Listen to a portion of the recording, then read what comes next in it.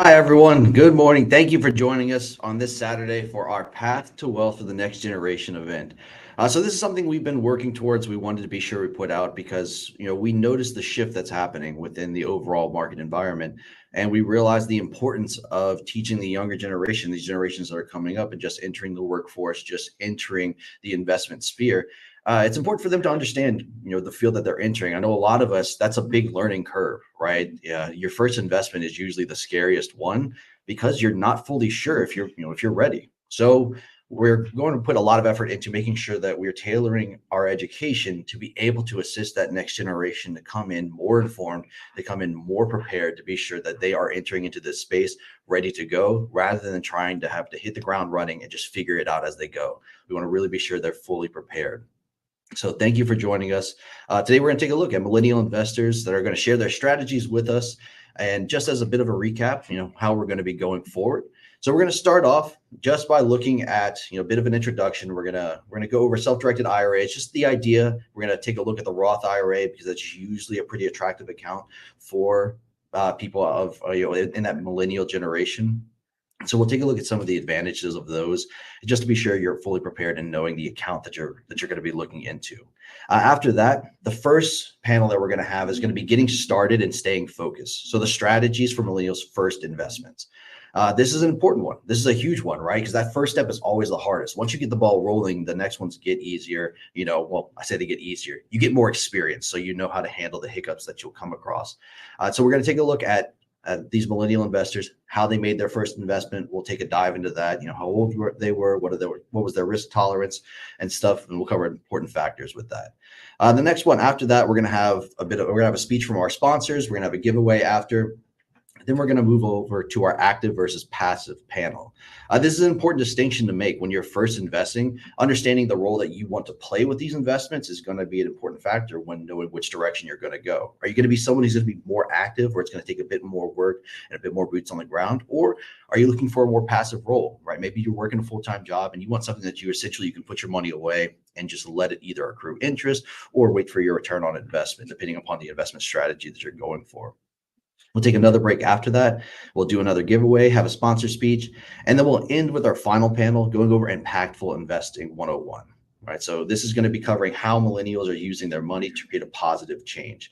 That's an important part of this generation, right? We're making sure that whenever we're making these investments, we're taking into account the social impact of the investments that we're making. And so that's what that panel is going to be geared towards. And we're going to take a look at some of the different impacts that those investors have had and how their mindset has shaped their investment strategy. So before we get started, got to give you the disclaimer. So everything you're going to see here is for your educational purposes only. It's important to understand the role that Quest will play when it comes to your retirement investments. We're really here to offer as many resources and as much education as we can to both our clients and investors. With that being said, Quest does not offer any sort of tax, legal, or investment advice, nor do we endorse any specific investments. Right. So really, what is a self-directed IRA? This is a question that I get a lot, right? Clients will come over and they'll say, okay, I have a Roth, but I want to get a self-directed IRA. Well, that term self-directed is really just a marketing term to illustrate you're the one in control of the investments. There's no legal distinction between your self-directed Roth IRA here at Quest versus the Roth IRA you had at another custodian. They're the same exact account. The major difference is going to be the types of investments that custodian allows. For Fidelity, the public space, right? Fidelity, Schwab, Vanguard, they allow for public assets, whereas custodians like Quest allow for private assets. So we're looking in that private asset space. What does that contain? Well, just about everything you could invest into as an individual. So whether it's taking direct title to property, going directly into real estate in the form of just single family homes, whether it's a fix and flip or a rental property, going into something like tax liens, going into foreclosure sales, right? Improved or unimproved land. You can always get into those direct title ownership. Let's say you don't want that direct title and you'd rather just simply give the funds over to someone that you know is going to manage them well, whether it's towards a single project or towards a general fund. Well, you can go into the private entity investments. Now, these are things like the limited liability companies, right? Your limited partnerships. These are going to be your syndications. So those multifamily syndications, land syndications, all of those are falling under this private entity space. But let's say you want something that is just you'll be able to send the money out and you'll get a monthly return, a set monthly return that you want to be able to count on. Well, that's where the promissory note comes in. right? That's kind of the idea under being a private money lender, is that I'm going to lend towards the deal. And then from there, I'm going to determine whether or not I wanted an amortized note or did I want a balloon note where it's going to be interest only payments. That's all you. So you're the bank in this scenario. So you're the one deciding what you're comfortable with. And that way you could just lend the money out and receive those monthly payments. So figuring out which niche is yours, all right, that's going to be a big step into making sure you're fully prepared when entering into this space. So knowing that we're gearing towards a younger demographic with this type of application, things like the Roth IRA can really come into play as a powerful asset in your overall portfolio. So when we're looking at the Roth IRA, what makes it such an attractive account?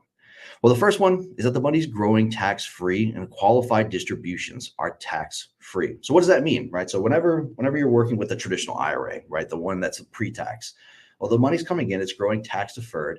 And when you take it out from retirement, then from there, you're going to be paying taxes on it as the money comes out. Well, with a Roth IRA, this is the post-tax equivalent, right? So instead of the money growing tax deferred, as long as when you're taking it out, you have had a Roth IRA open and funded for 5 years, and then B, you're over the age of 59 and a half, all of that money, 100% of it, all of the contributions, any conversions you made, and all of the growth within that account is coming out tax and penalty free. It's really one of the powerful parts of the Roth IRA. On top of that, keep in mind you don't have any sort of required minimum distributions. So that means when you reach that retirement age, right, rather than like the traditional IRA where at 73 you have to start taking RMDs, the Roth IRA, you don't have that requirement. So when you hit retirement, if you're in a situation where your own personal savings are enough to maintain the retirement that you envisioned, and now you have this Roth IRA that's really just sitting on top, you don't necessarily need it.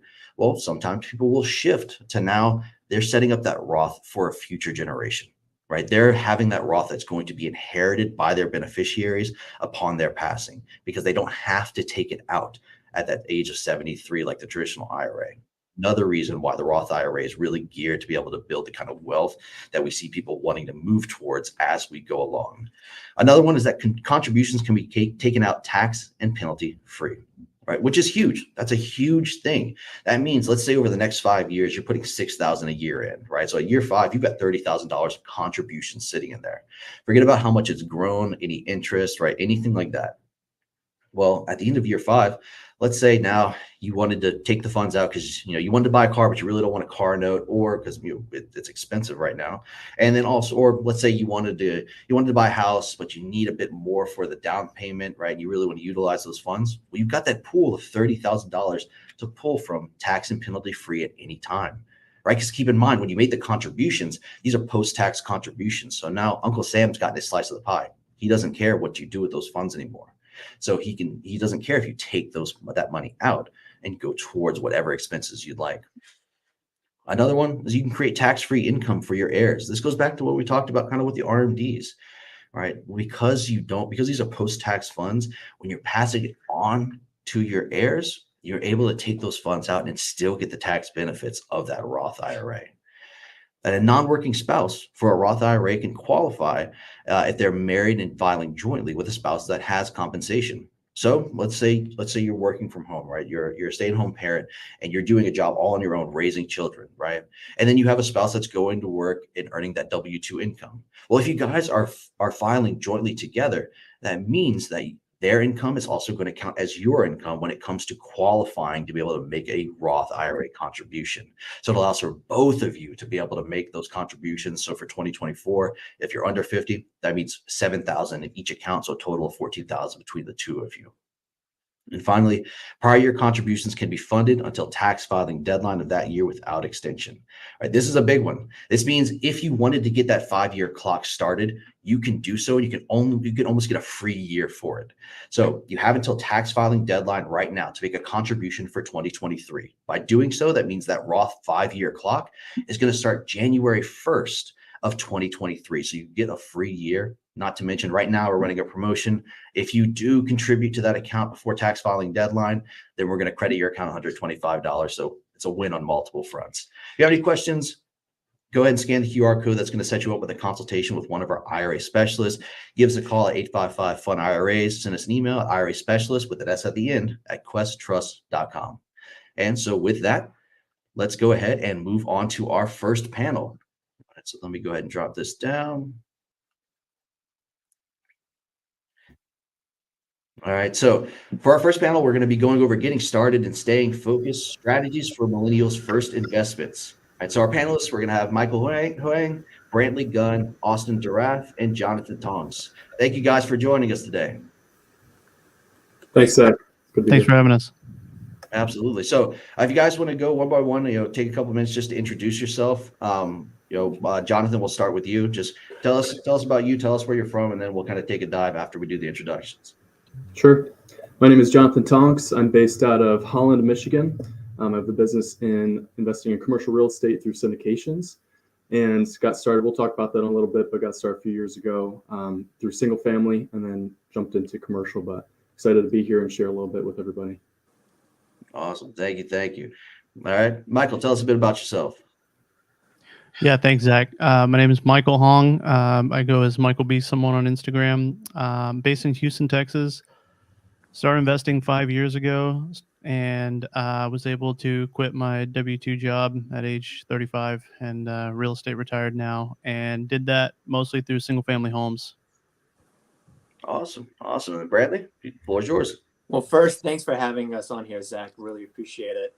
I have been investing in real estate for full time for over a decade now. And I do investments in primarily Jackson, Mississippi, even though I'm based in Texas.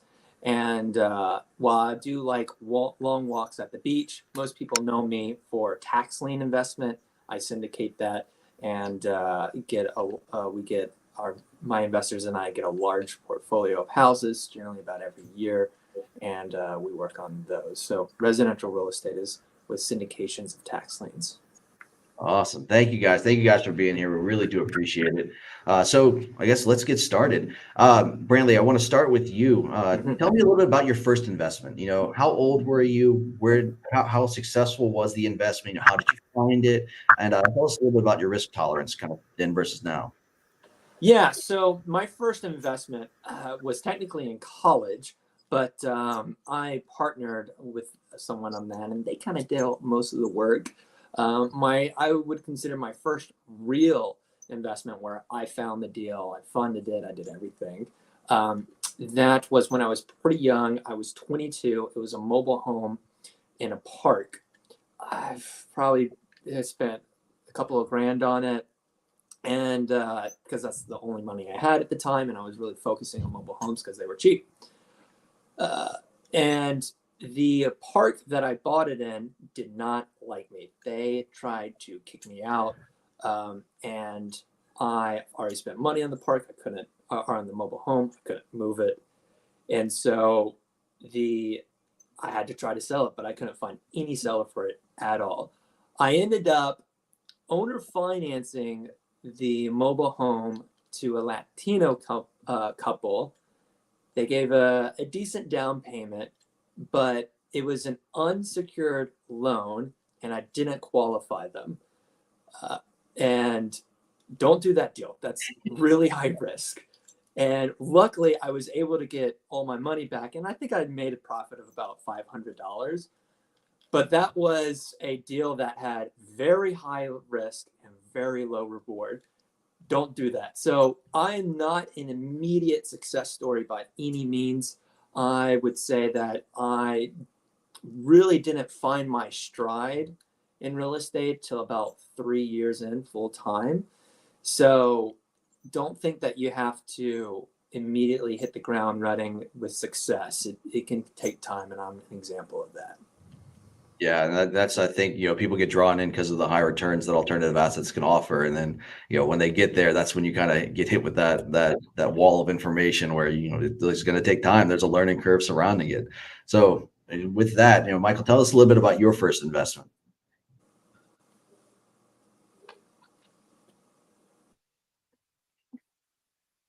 Oh, Michael, can you hear us? Yep, you guys are back. Everyone blacked out, but you're back. All right, there we go. All right, so tell us a little bit about your first investment. Yeah, my first investment was not sexy at all.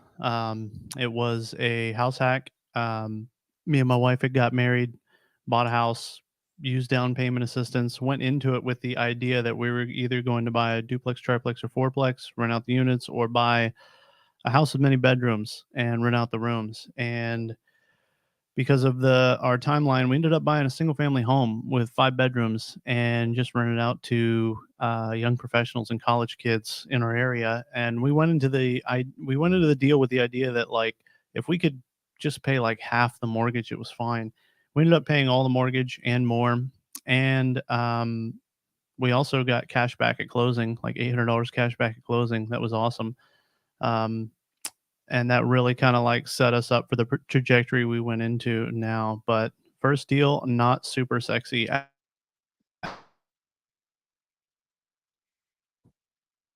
We might have lost him.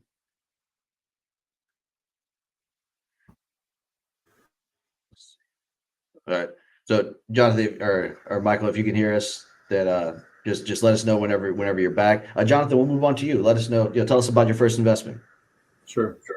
Yeah, it sounds like it's pretty similar to a lot of the guys here, and I think there's probably a reason for that. But my first investment happens right when I graduated college. I moved out to where I'm currently living on the west side of the state.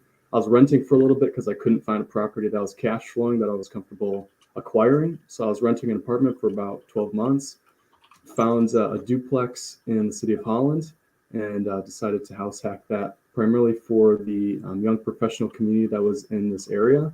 And I think the interesting part about that first investment that I almost did not buy it. We bought it the day it was listed, but the reason why I was hesitant was it wasn't a cash flow on the day one. So, of course, a lot of gurus and a lot of people we listen to is like, hey, you got to look for something that's cash flow positive. But the thought perspective I had was, hey, this is a net gain from what I'm paying in rent compared to what I could be earning from an ownership perspective. So even though it wasn't positive, it was maybe a couple $100 negative, which from a net gain perspective, that's why we went forward with that one. So bought that one as primary residence, living in one unit, renting out the other. And then after some renovations and improving it over the next couple of years, definitely cash flow positive at this point. So that was my first one. Awesome. So on that note, maybe that was a little bit of a riskier investment because it wasn't necessarily cash flow positive on day one. Tell us a little bit about how your risk tolerance at that point has changed, or how your risk tolerance has changed from that time to now, or has it changed really at all? What is necessarily, I guess, your buy box over the years? Yeah, it's definitely changed. And I would say there's a couple reasons for that. The first one is if I'm only using my own capital and my own money and it's my resources solely, and I don't have partners or investors involved, my risk tolerance is quite a bit higher. Partially because I trust my abilities and know that I'm able to recover if something doesn't go right. But just to give the quick example, so the first investment I bought was a duplex. The second investment I purchased with partners was a 60-unit complex. So it's a huge jump from one to the other. But the key there was risk. I saw risk as being de-risked by bringing on partners who had experience specifically in the market we were investing in, and specifically in the type of property and just the vintage and the quality that we were looking at. So a couple things there that you asked. So de-risking through partners, and then also de-risking by bringing on experienced people who had capital, as well as just social proof going into, especially bringing on investors. So risk is definitely something that I'm comfortable taking on personally, but when I'm bringing in either passive investors, LPs, the buy box changes quite a bit to make sure that we're protecting them and being good stewards with their capital. Yeah, and with that, so I guess one of the things to factor in, with your risk tolerance is kind of leveraging the network that you've had over the years, right? Kind of being able to meet those partners, being able to partner with those people, and kind of be able to get access to larger deals than you otherwise would. So, Michael, on that note, tell us a little bit about your risk tolerance. Has it changed over the years? Has your buy box remained fairly the same? Tell us about those shifts. Yeah, it has changed over the years. It's changed with the market, and it's changed with my experience as well. It's changed where I'm buying and what I'm buying. So for the longest time, it was single family properties. And that's still what I'm doing. I'm still looking at deals. The deals are actually getting better. It's kind of contrary to what we watch on the news, and everyone says real estate's terrible, interest rates are high. great time to be buying, at least from the deals that I'm underwriting. Got into transactional funding a little bit. That's been really great. And now looking at small multifamilies as well. And so my risk tolerance has been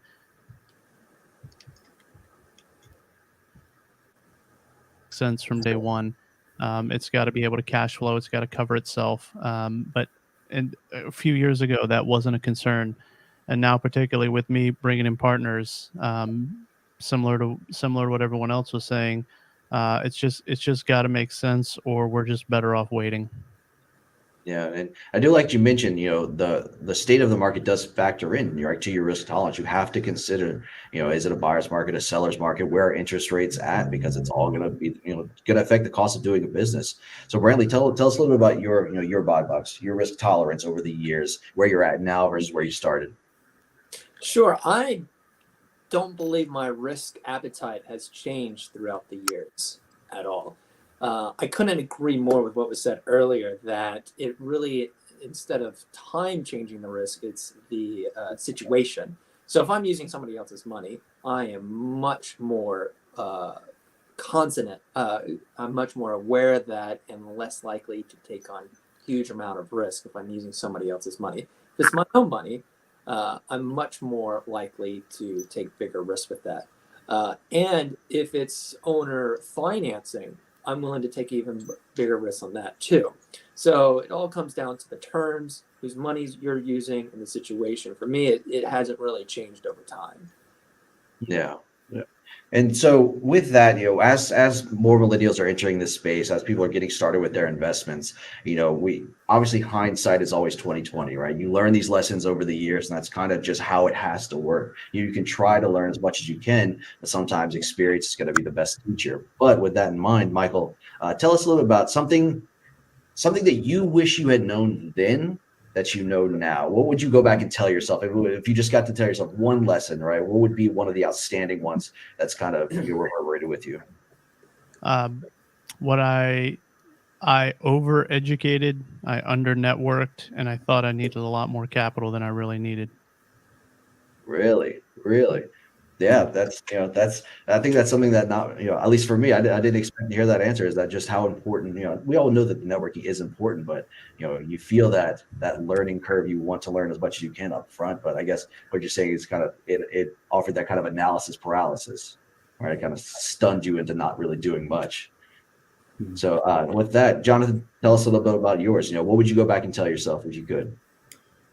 Man, there's probably a lot of things that I would like to tell myself, but probably the most important one at this stage would be that your identity as a person really can't be tied to the investment performance of these assets that you're buying.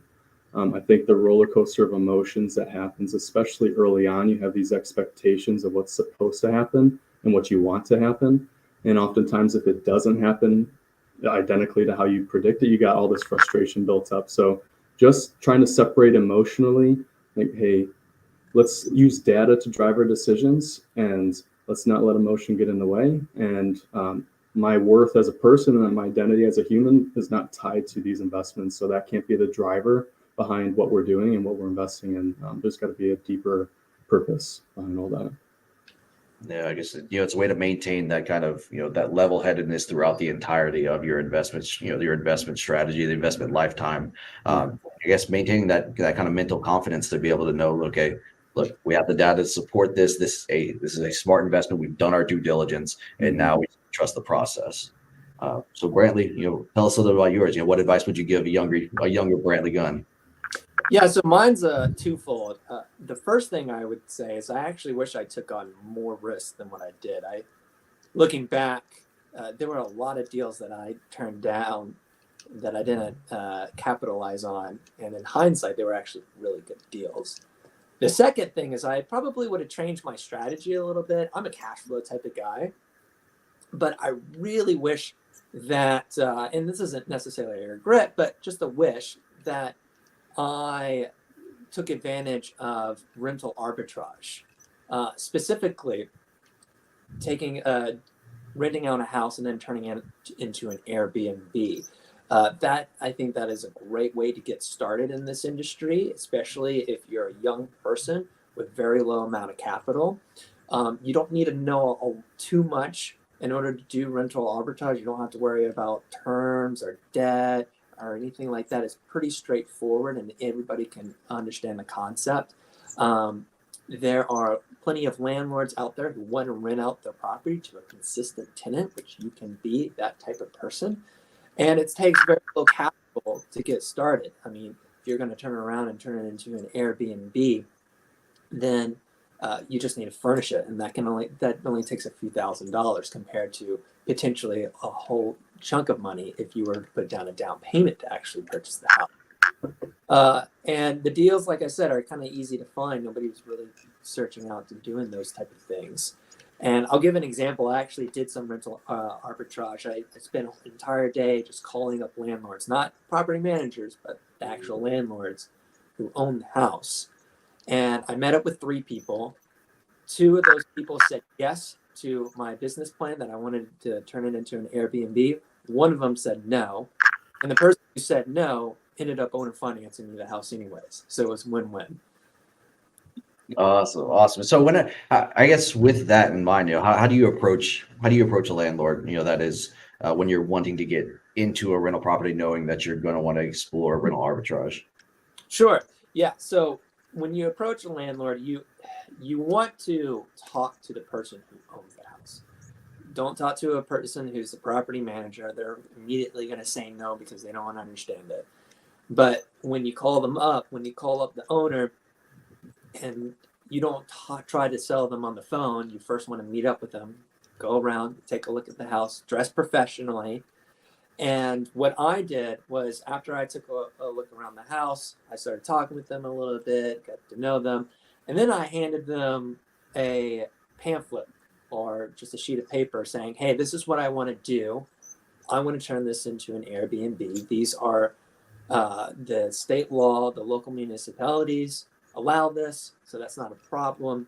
It's nothing illegal, and here are all the benefits. So you know that the property is going to be taken care of because we will constantly have a cleaning lady to go out there to take care of the property. We will, in some instances, actually repair the property. And I had a whole other list of different type of benefits to it. And people are very receptive of it. And that can also lead to sometime in the future some sort of rent to own or owner financing too. Yeah. And so as we've gone along, as we can see in all sectors, whether it be private assets, public assets, and different subsectors in each industry, nothing is unaffected by tech, right? These new technologies that are coming in, these new apps, these new programs that you can use, new software that you can use, are really being utilized by just about everyone. And it seems that if you're not utilizing something like that, you're really falling behind and you're really hindering yourself. So Jonathan, tell us a little bit about some of the technology you use. Are there any tools or apps that you find are kind of a key factor to your success? Yeah, I would say there's a couple that are used, but I would highlight more so than the technology in terms of finding opportunity and deals to invest in. Almost exclusively, the deals I've invested in have come through relationships, either through broker relationships or through off-market seller relationships. So the technology side, it's hard to replace human interaction from that perspective. Like Brantley was talking about, being able to negotiate with someone in person is going to be a lot more fruitful than just cold emailing and cold calling people. But of course, we're seeing so many deals to get to the one that we actually close that there's got to be a way to narrow that down. But what we use technology for most substantially is on the back end for investor portals and communication wise. So just the CRM and platforms there, just to make sure that we're streamlined in our communication, that everyone is understanding of distributions and when the processes are taking place. But on the front end, in terms of finding deals, I stick primarily with the relationships that we built in the key markets. Got it. So Michael, tell us a little bit about yours. Where in your where in your investment strategy and your processes does technology come in? And where what apps do you utilize? In the beginning, it's much more simple than people make it out to be. It's Excel spreadsheet. It's your phone contact, your CRM, email. But that's all you really need to get started. I found at every turn someone's trying to sell you some kind of software. You really didn't need it. But got into, as I started to scale, I started to use a CRM. I switched from a few of them. I used KV Core. Later, I used a couple of custom ones. I can't remember the names of them because they've came and gone over the years. But some of the other tools that I've found that really work, it's so simple. It's banking apps, it's auto transfers, it's setting up accounts that have different labels and different meanings to it. It's not running your whole life out of one bank account. It's having an annual budget meeting. But as far as getting started, it was next to nothing. But eventually, I was running a team in the Philippines, and we had to use Podio, and we had to hire someone to code and integrate. And I will never do that again. Ever will I go that deep down the rabbit hole again. But now that I'm not running a team in the Philippines anymore, things are getting simpler. We're coming right back to using OneNote and using Google Docs and using Skype on a group with our team. It's actually getting simpler the more that we learn. So I just want to tell anybody out there, it's not as difficult as you want it to be, and you don't need to buy as many apps or tools or systems that you think you do. And it seems like the overall trend is that really it's coming in, more in the administrative stuff, right? You kind of having your back end, making sure everything's organized, everything is actually being tracked properly, where that's going to be the key factor. Whereas, the investment finding, the deal finding is more about the building relationships. So Brantley, if you could speak on that, where does technology play its role in your process? Yeah, so I definitely consider myself a tech geek, but contrary to this, technology plays a decently low role in my company. The only exception to that is my rental management CRM. We use DoorLoop. I've used Buildium in the past. But other than that, we really don't use technology. And I used to be just like what Michael was saying. I've gone down the Podio rabbit hole too in terms of trying to automate things. It's a very powerful CRM. But ultimately, it just hindered my ability to go out and find deals. Now, if you're a wholesaler, yeah, you definitely want some sort of marketing CRM for that type of business. But if you're more of a buy and hold type of person, I really question if a CRM other than maybe your property management rentals is necessary. I've come to realize that my big problems were answered when I hired really good help. So my property manager assistant has been a huge help. She's been with me about as long as I've been in real estate she's been with me for about a decade now. Super great help. When I was having trouble with things such as bill pay, making sure people collecting rent, doing accounting, I hired a great accountant who has saved me an extraordinary amount of time. And so I would argue that concentrate less on technology when you're getting started in the business and know more about knowing the right people to help solve your problems. Got it. So it seems like really, the message I took away from that was that the tools that you really need to get started at least are really readily available to you, right? These are things that are free that everyone has access to, and it's just about utilizing them in the best way possible. So, Brantley, I kind of wanted to continue with you. Tell us a little bit about the specific challenges you faced when you were starting your investment journey. How did you encounter them? How did you overcome those beginning challenges? And how have your strategies kind of changed with the hurdles that you've overcome and the new ones that you see yourself facing? Sure. So I started off full time in the business at age 22. So I was freshly graduated from college. I moved to a city that I've never lived in before. I didn't know anybody over there. I moved there because of the job. And 5 months out of the job, they decided to fire me, which was actually really good because I hated the job. But here I am in this unknown city, and I decided to do what any logical 22-year-old would do. I decided to start my own real estate company. And it did not do me any favors. The first year I found one deal, actually, I guess technically two deals. One of them being that mobile home that I bought. Don't do that deal. But I mean, I was really running into problems of not necessarily finding deals, but financing. They say cash is king, right? Show me the money. And I was 22, freshly graduated. I didn't have any money at all.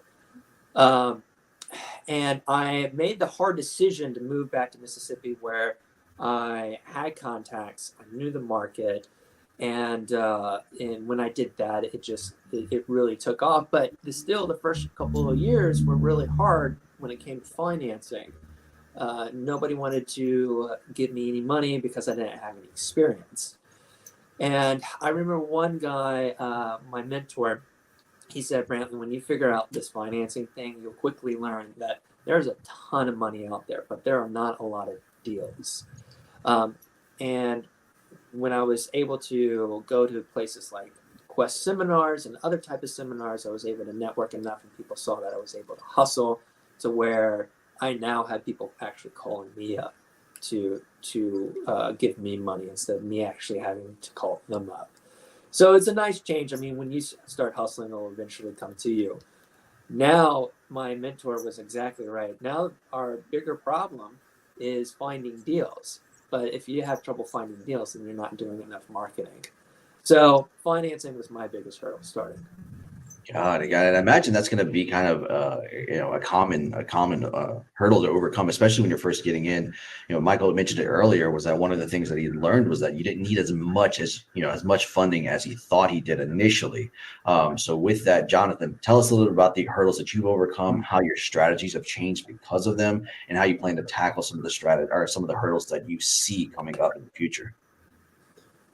Yeah, there's plenty of hurdles and plenty of challenges. So maybe that's kind of the first place to start. You kind of get your fresh pick, whichever strategy you want to go through, whatever investment class you're investing in. For me, since I quickly jumped into syndications for larger properties, and most of my time was spent meeting with investors and potential investors, the greatest challenge I found was I wanted to be all things to all people. I was meeting certain high net worth investors that wanted a specific return criteria. I met other people who wanted something more for tax savings, and I met other people who were first-time investors and would potentially just wanted the greatest cash-on-cash return.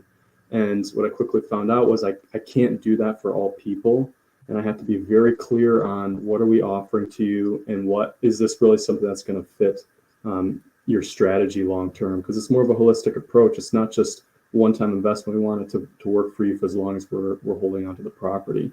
And if you're strapped for cash, maybe a passive investment, LP investment isn't necessarily right for you, which is hard to say when you want to be just helpful to people in your community and serve your community. So the biggest thing there was just, we talked about a little bit earlier, was the buy box. What are we buying? What are we specifically good at? And what are we going to invest our time into?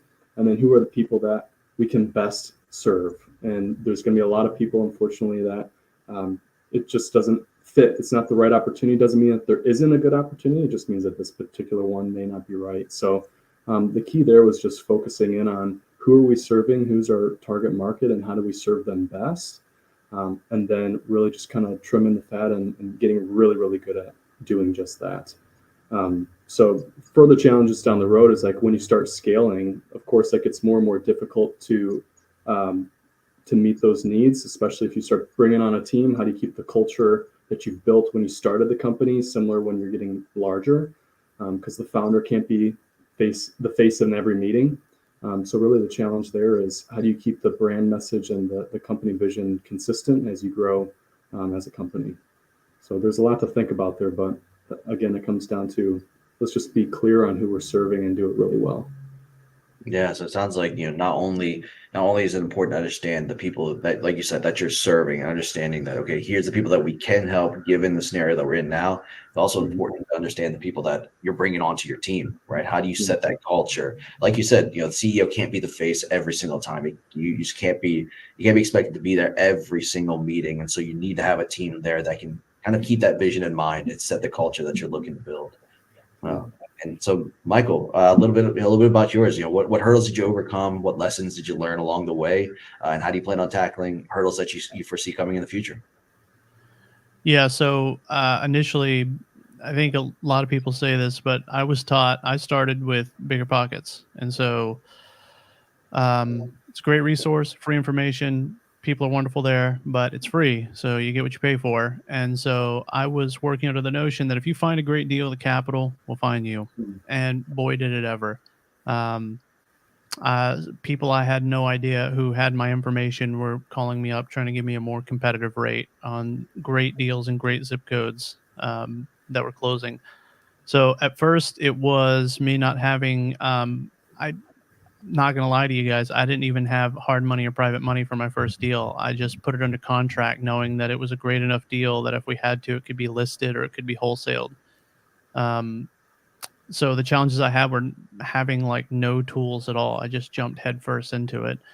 Um, and then how I've tackled that differently now is that I'm in a situation where every room, Jonathan and Bradley probably have the same issue here, is that they're the only guys with deals. I go into rooms and I'm the only one with deals.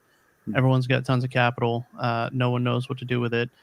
And so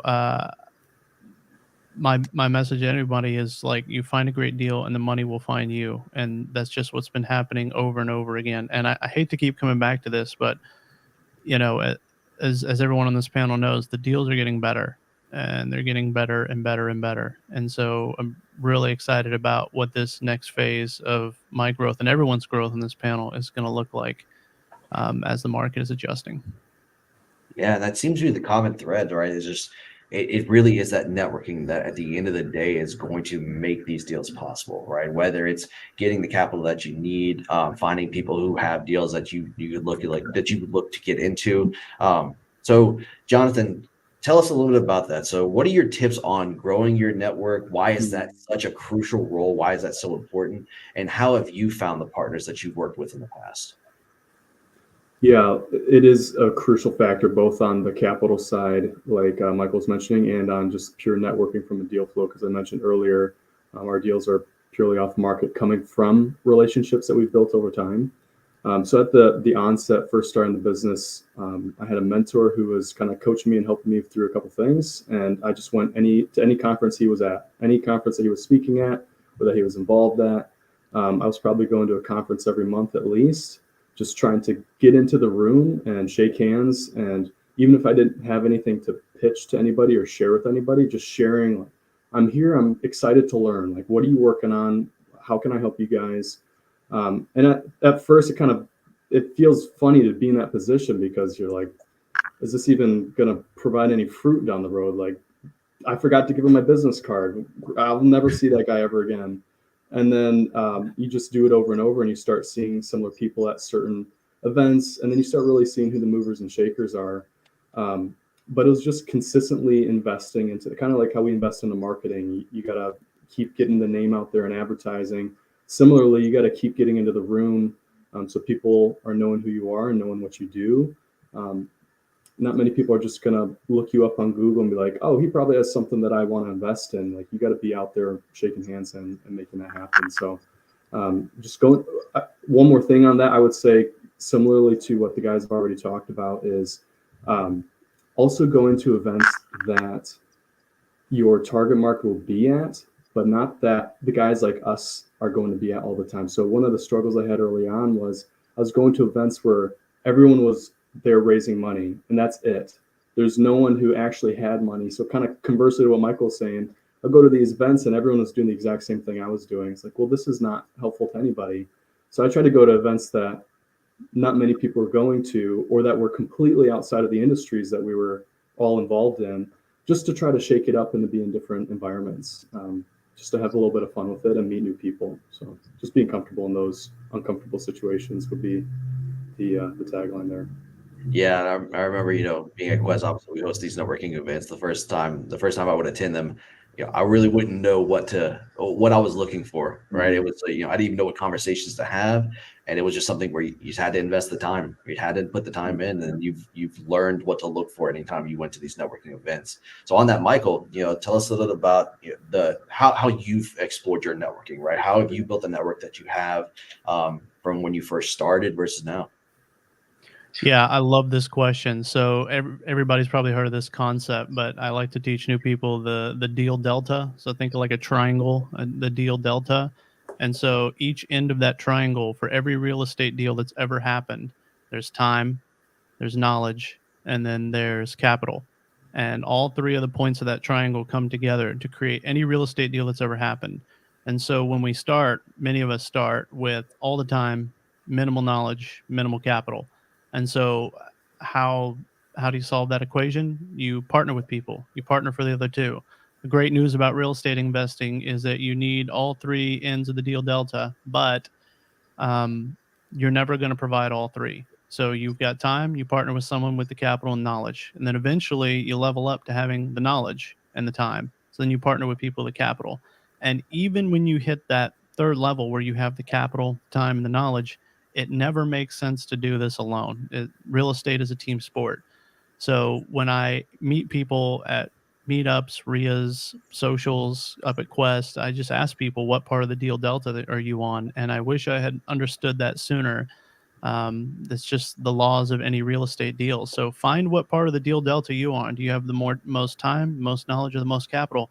And you partner for the other two. You only need to bring one to the table. Yeah. It sounds like that's kind of an important part, figuring out what you bring to the table, right? What, like you said, what part of that deal delta are you playing? Then okay, here's what I need to look for whenever I'm going to these networking events, right? Here are the slots I need to fill in order to make this deal happen. So Brandley, with that, tell us a little about how you approach networking in the beginning. How did you build the network that you have, and how do you approach it now? Jonathan and Michael pretty much hit the nail on the head there. I don't know if I can add anything more to that. I mean, what they said was absolutely fantastic and 100% true. I guess the only thing that I have to really add to that is going off Jonathan's point. I read an article not too long ago where they did a study of people who are really successful, and they found that a pattern in them is that each one spent at least one time every month to reach out and network to somebody that they hadn't met before. So if you want to be able to raise capital and partner with people who have money, you're going to have to put yourself out there. But other than that, I mean, the other two hit it nail on the head, like I said. Absolutely. Well, so a lot of times what we'll have is, we'll have a client call in, they're wanting to get started with their investments, but they live in, they don't live in the Houston, Austin, or Dallas area, right? Or they're out of state and they live in like a smaller town, more rural area. And they're asking you, how do I even find a network? How do I find these meetups? How do I find these groups that I need to talk to get started? So what advice would you give to someone who's in that situation? Where would you start exploring? Well, if you're at a Quest webinar, you know exactly where to start. They always put events on. I would go to the Quest IRAs, cruise IRA. So I would go on a cruise about twice a year with the Quest events and attend every Quest seminar that I could. And that's where you can meet people. There's all sorts of other real estate events that you can do, whether it's locally, the real estate investment groups. I mean, there's plenty of events out there. It's easy to get started in networking if you just put yourself out there. Yeah. And so, Michael, I want to shift back to you. Now that we covered kind of the networking, I want to shift towards some of these financing problems that people are running into. So, what would you say to someone who's focused on paying down debt first? How would you really approach them talking about really investing with debt and how debt plays a role into the investments you're looking to pursue? I love that question, Zach. I actually get that one a lot at these events, and I like to tell people you don't have a debt problem. You probably have an income problem. Whatever you're paying on your debt, it's nothing compared to the returns you can get on a good, solid real estate investment. My first deal that went full cycle, that's actually sold, I got over 665% return, something like that, on my capital out of pocket. And so no amount of debt personal consumer debt that I have to pay off is ever going to net me that kind of return. And I assume we're talking about debt that's not related to financing real estate, 'cause that's the best debt in the world. And so when I started, I did have a little bit of consumer debt, and I had a car payment and everything. And I went and did real estate deals. Over time, that got tapered off and got paid. And now, when we're talking about paying off debt, I just want more of it, but I want the right kind. I want the kind that's attached to cash flow producing assets. So I would tell somebody, if they think they have a debt problem, they don't. The reason they have a debt problem is because they have an income problem. So let's Got it. address that. Yeah, absolutely. And Bradley, if you'd like to kind of expand on that, how would you address the mindset on how to approach debt when it comes to these investments? Yeah, don't be scared of debt. Be scared of the type of debt. It really depends on the type of debt that you're in. So if you're buying a house and the debt that you have to incur is greater than the cash flow, as in you're losing money every month instead of gaining money, that's not good debt. Credit card debt, generally not good debt. But if you can get a cash flowing property, debt can be a great way to get started. It really leverages and helps you scale. For instance, I received a house with owner financing. I gave $7,000 down payment because at the time I was able to do that. If I didn't, I would have negotiated a lower down payment, maybe a higher purchase price. But I was able to do that type of down payment. And the cash flow was actually break even. I'm breaking even on this particular debt every month, but it's a really short loan. It's 7 years, so I can pay that off very quickly. And the great thing about it is that the tenant, there was already a great tenant in there. So I was cash flowing literally from day one, and I didn't have to do any repairs to the property. So I'm cash flowing from day one. It's an owner finance deal, so I'm not guaranteeing the loan. That means that if it were to be foreclosed, they can't come after my personal assets and they can't come after my credit. And this was actually a deal that I mentioned earlier from when I was trying to do rental arbitrage. And remember the guy who told me no, he didn't want me to do rental arbitrage? Well, this is the house that he sold to me. So it's all coming full circle. It really depends on the debt that you get in. If you can cash flow with good terms, you shouldn't be scared of debt at all. Really awesome answers. So Jonathan, I'll leave it to you to expand what you can on that. How would you have that conversation on how to approach debt as a new investor getting into this space? Yeah, these guys are good panelists. You picked some good ones. Definitely reciprocate what Michael was saying with leverage and debt on a real estate asset or an asset that's producing income for you. It's a different type of debt than consumer debt. So I would say, though, if you are convicted or you feel like a mental weight just in life because you have this student loans and car payments and just credit card debt that is looming over you, there is a kind of a piece about investing when you don't have that that I would say is somewhat worth it if it's something that you're convicted to do. You got to take a more holistic approach at what all that means to you and what kind of rates they're at. So I would say everyone's a little unique in that regard, but in terms of debt for investment purposes, yeah, your return on investments for kind of a leveraged deal like we're doing in real estate is really going to be better if you want to look at it purely from a numbers perspective. But you gotta take your life and everything else into a little bit of consideration there too. Yeah, absolutely. So as we wrap up, we do have a question in the chat that I think is actually perfect to end our panel on. I had someone asking, can you share a 30-second elevator pitch for your business? So with that, tell us a little bit about what you do. Tell us how to reach out to you. That way, if any of the people watching here, any of the investors watching want to reach out, they can get a hold of you. So Jonathan, we'll start with you. All right, let's start. All right, my name is Jonathan Tonks. I help investors passively invest in commercial real estate properties. And the best way to reach out to me is jonathan.tonks jonathantonks.com, or you can go to my business page at provisionspace.com. Awesome. Thank you, Jonathan. Then Michael, floor is yours. Yeah, on Instagram, I'm Michael B. Someone. Add me, DM me, ask me any questions you need. I help investors get double-digit returns backed up by real estate. One of the safest investments. We got equity and cash flow from day one. Awesome. Thank you, Michael. And then close us out, Bradley. So I help bring people with problems with people with solutions, whether that's a money problem, whether that's an asset problem. I can help you, especially if you're in the Jackson, Mississippi market. You can reach me very easily through my email. It's right on the bottom right left-hand corner of me, b@brantleygun.com. So really easy. Awesome. Thank you guys so much for coming out, and speaking with us. I think this was really valuable, a great way to start our session today. And with that, we'll go ahead and move on to our sponsor speech. And guys, again, thank you for joining us. Thanks for having us, Zach. Thanks, Quest. That was such a great panel. I learned a lot, and we will continue, keep it on going. We have our next section, which is going to be the sponsor speech.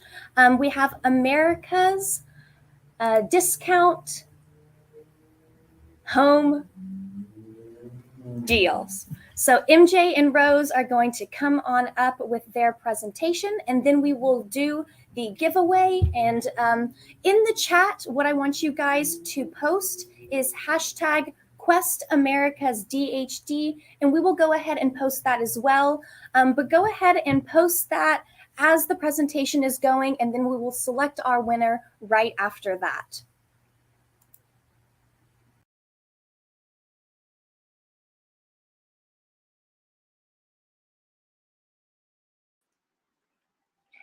Hey everyone, I am Rose from America's Discount Home Deals. We are basically just going to really quickly kind of touch on some of the things that both Zach mentioned at the beginning of the session, as well as probably touch on a few of the items that the panelists have kind of gone through as well. Basically what we do at America's Discount Home Deals is three basic things, and I really just want to make this simplified for you guys. Really, what's in it for you to reach out to us? Zach went through promissory note investing as one of the assets you can use in your IRA, as well as going through real estate. And when you have promissory notes backed by real estate, it's actually what we are primarily focused on doing and delivering for our clients. Now, we offer three major things. Whether you are inheriting an IRA, or you've brought in an IRA that your parents started for you, or you're starting an IRA on your own, whichever route you're coming in for, one of the things that we do very, very well, being a mom myself of a millennial, and MJ, who is our founder and CEO, has his own children who've used our IRAs and is in legacy planning, is that we focus on being a safety net. So you can call us, go through kind of what you'd like to do, look at where your funding is sitting at, look at what your goals are, and we'll help you set up those plans using secure investments to be able to grow your capital to hit those goals that you're looking to do, as well as look at some unique strategies that we can use if your funding is in the lower category. We do have strategies to help you still invest and gain and make more money without having to worry about that. The other thing that we do really, really well is our concierge service. It is absolutely for everyone. We do everything for you, from all of your paperwork to the annual reporting. Our concierge service just allows you to basically come in, let us do it for you, and kind of set it and forget it. That's one of the things that we love doing for our clients, and every single one of our clients get that service. And in terms of really what you can do, not only can you use your IRA to make yourself money, we actually have strategies that will help you make yourself money, as well as your friends and family. So there are a lot of different things that we can do in order to accelerate some of your plans in terms of your financial planning, as well as looking at developing and probably discovering some capital that maybe that you didn't know that you could actually use to bring those plans to fruition. One thing I will say is that we have worked with a lot of investors, many investors who have brought in their millennial children into us to help them get started. We've been working with several of them for many, many years who've started with one investment and kind of moved forward. All of our investments are backed by real estate.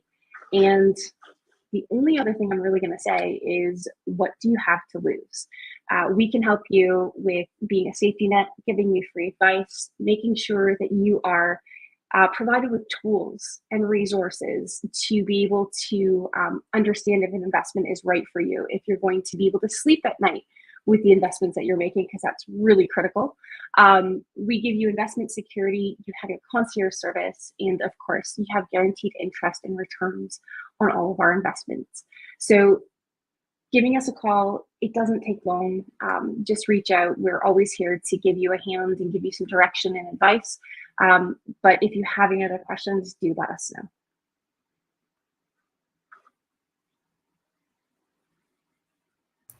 Alrighty, thank you for that.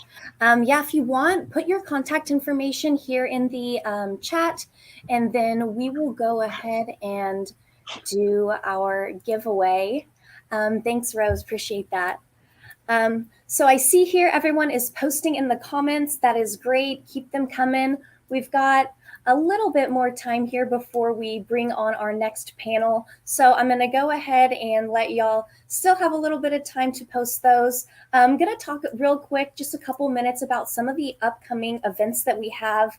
One of the next really great events that we have coming up this summer is going to be the Quest Expo. We may have already mentioned it. A lot of us here at Quest have been talking about it. We're super excited for it.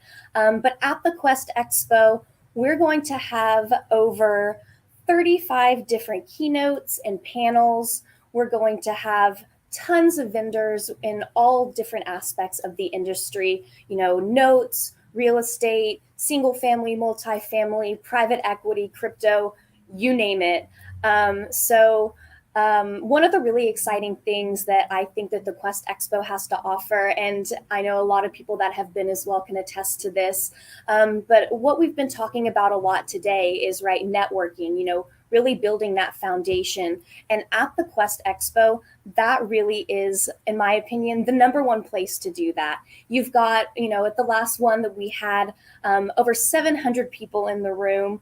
And when you have a space like that, the opportunities there to find new people to network with, find new people to do deals with, and really build that financial friends network, it's exceptional. So it's a great place to come and learn, and like I said, come and network. But we'll talk a little bit more about that at the end as well. But we got our slides here coming in, but I want to go ahead and pull up the live giveaway. Here we go. And the live giveaway that we have is going to be the voucher for a Delta trip. So that's very exciting. You can take what you have learned here, maybe go relax a little bit on a little vacation. And we are going to start the giveaway now. Let's do the draw.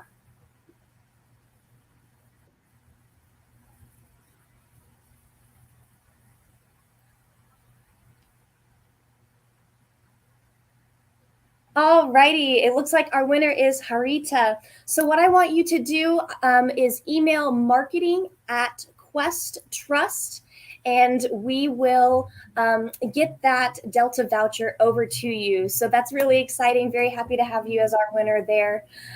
So thank you so much for participating. We will have another giveaway coming up a little bit later towards the end of the event here. But I'm going to bring up our next panel, which is going to be active versus passive investing, and really understanding the difference and which one suits you. So we have Colin, who is on our team, who will be leading this panel. And then I'm going to bring up a couple of our other ladies here as they get signed into the StreamYard platform. But we've got Cherry, got Victoria here. Might have to share your camera there. And and then we'll be bringing on Alessandra and Lauren when they get on as well. But I'll go ahead and drop off, and y'all can take it away. Wonderful. Thank you so much, Sarah. Ladies, good afternoon. Thank you all for joining today. I know we're still waiting on a couple more. Harita, congratulations on the raffle win. That's fantastic.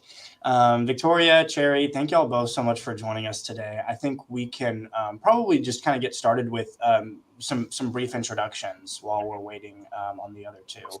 So if y'all wouldn't mind, I guess we'll start with Cherry from the top and Victoria, then go to you afterwards. If y'all wouldn't mind just telling us a little bit about yourselves, kind of your experience in the alternative investment space, obviously kind of your background, right? Cherry, we can start with you. Sure, Colin. Thanks for having me on. Great to virtually meet everybody and join on this panel with Victoria and the others here. So a little bit about myself. My name's Cherry Chen. I have been in the alternative investment space, specifically focused on passively investing into real estate for the past 8 years myself. Just some context, I am a W-2 employee, work as a physician for my profession. And I realized I had a lot of medical training, but like most of us, had absolutely zero financial education. And I thought I was an adult supposed to know what to do, but really, besides being told to put your money in a 401k, no one was really going to help me figure it out or tell me what to do. And so pretty much took that onus on myself, as we should all do, and learned, hey, there's a lot of other real estate or investment vehicles outside of the stock market. So that's how I started on my journey, just a lot of self-education, and really thought real estate through passively investing, as I was a busy professional working, that would be a really good fit and fit me really well. So I've been doing that the past 8 years, have learned a ton as an investor, and also help others like myself or busy professionals learn more. So look forward to sharing about my experiences and learning from the other panelists as well. Absolutely. Thank you, Cherry. Victoria? Hey, Colin. Hey, Cherry. Thanks for having me on the panel. My name is Victoria Garza Frazier. I manage the acquisitions at REAP Equity. And so REAP Equity is a multifamily investment firm that my family founded in 2012.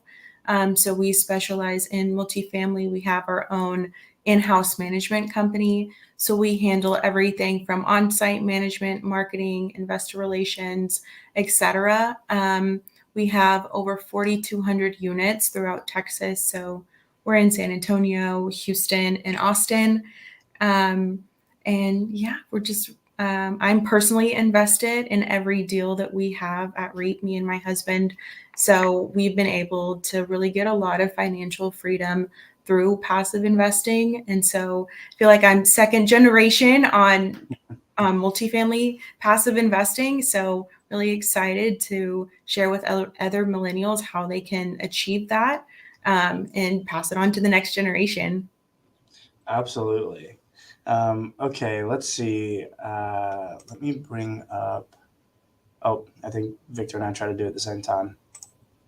There we go. Hey, Lauren. Hey, how are you doing? Hey, good. How are you? Good. So we are we're just getting introductions started, and so Cherry and Victoria were just kind of talking a little bit about their path to alternative investing, a little bit about their background, kind of what they do in the space as well. If you'd like to give a brief introduction as well.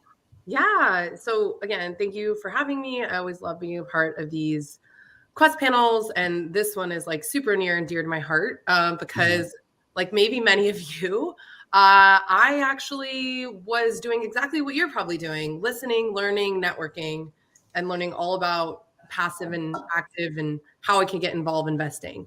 I am now the co-founder of an investment firm called 70 Investments. We are a real estate investment firm that provides the opportunity for passive monthly income through investing in non-performing mortgage notes, which many of you might be like, I have no idea what that is. I've never heard of that. It is super niche. But how I like to say what we do is we fix and flip mortgage notes. So, but like I mentioned, this is super cool for me because a big passion behind what we do at 70 and our products and our offerings is really around that education and empowering investors, we call them next gen investors. So basically millennials and Gen Z, and educating them on their options, how to run due diligence. Because when I was learning, a lot of it was everyone just pitching how to wholesale, how to flip a house, how to, and we'll talk, I'm sure, more about active and passive later, but what passive investment I thought and passive investment was and what I found it really to be were very different as I, went along my financial journey. So I'm probably what you would consider an elder millennial because I'm probably like at the cusp, but maybe I actually have a few years. There's quite a few years older than me. I think I'm like 6 years from the cutoff, but I feel like an elder millennial. We'll say that. Yeah, awesome. Okay, well, for our last introduction, we've got Alessandra with us as well. Alessandra, if you'll, Cherry, Victoria, Lauren, we've all just kind of been talking a little bit about your path to alternative investments, a little bit about your background, kind of what it is that you do. If you'll provide some of that to our viewers, it'd be great. Yeah, absolutely. And apologies, I'm being a little bit late, kind of fighting this latest bug here in the Houston weather and allergies and acclimating.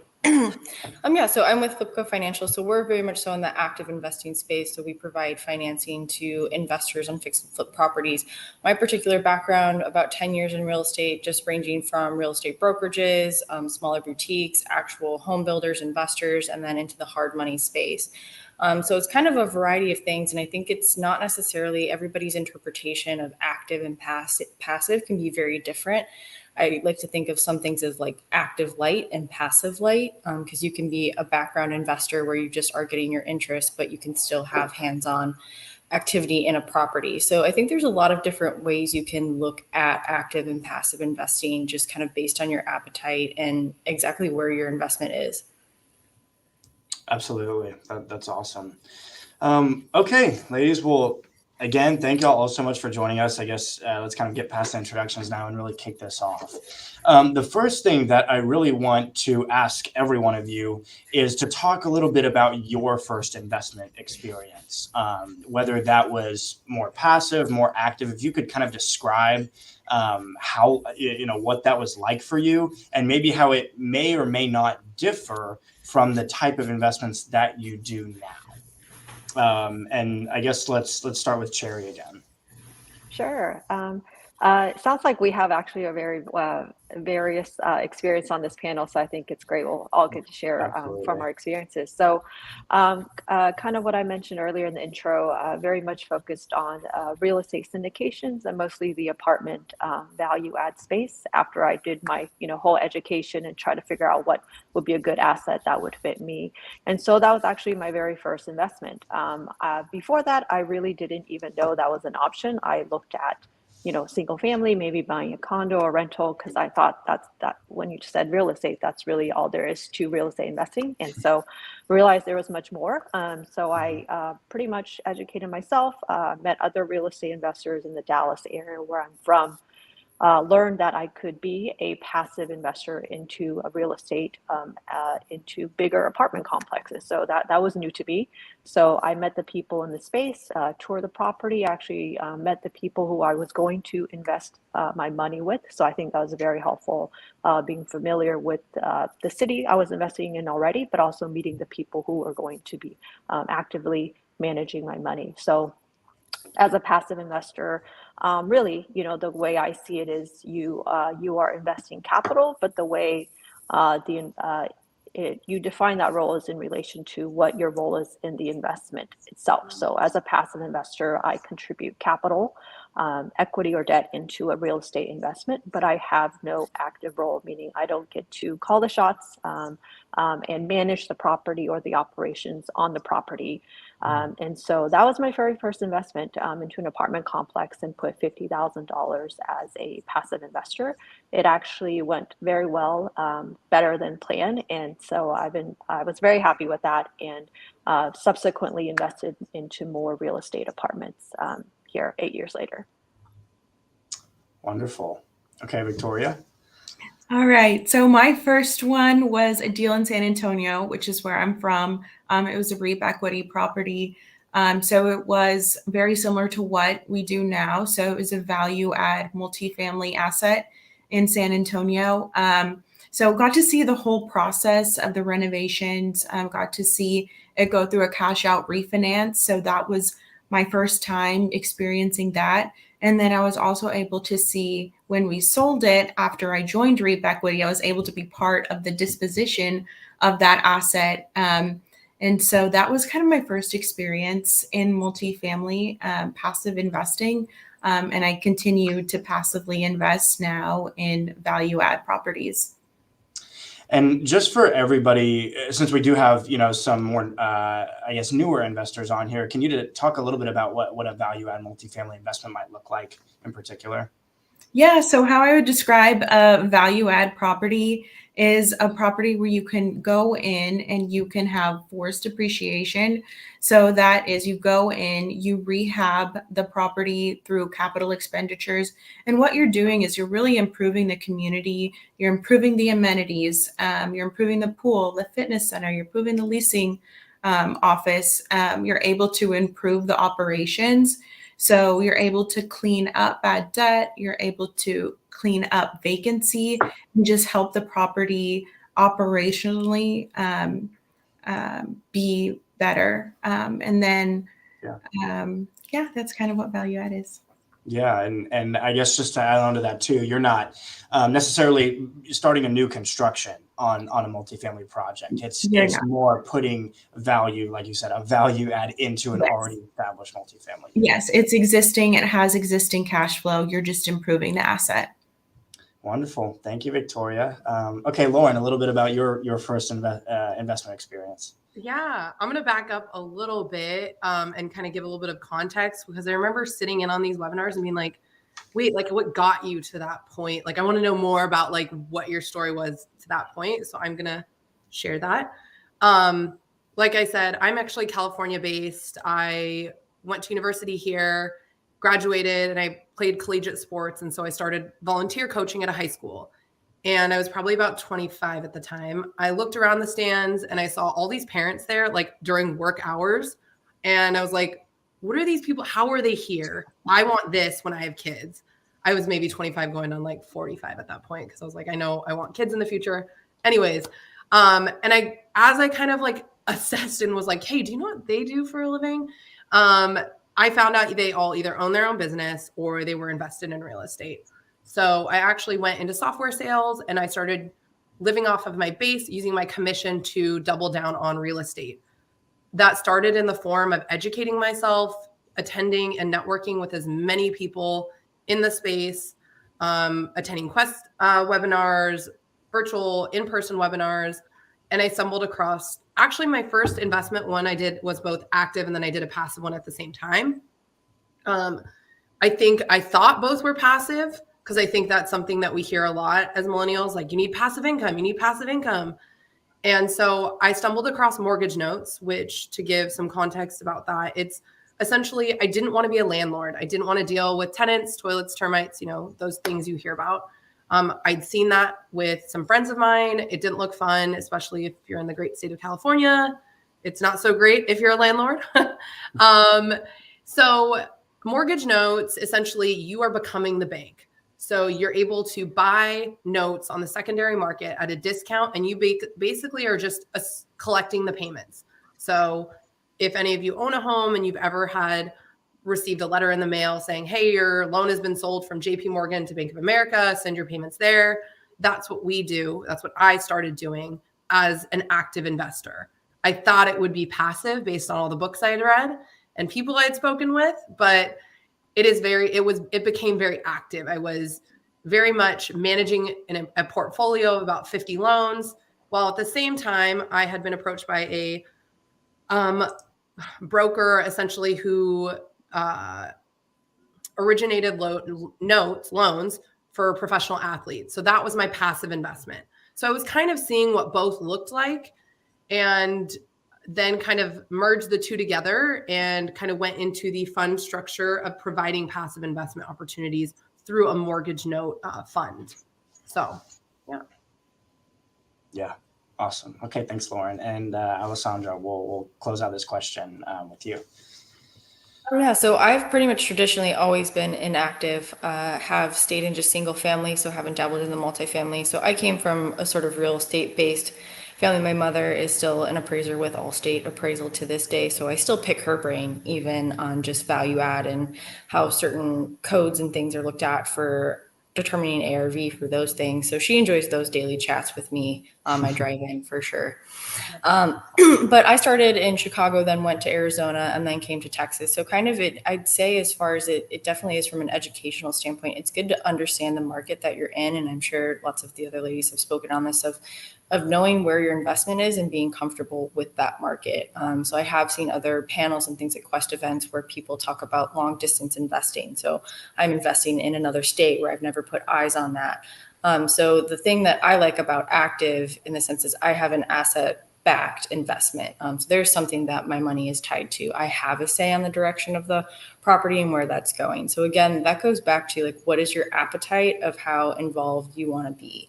And I think ultimately the question is, do you want to have a say in the direction of this investment, or do you trust the people that are handling it for you?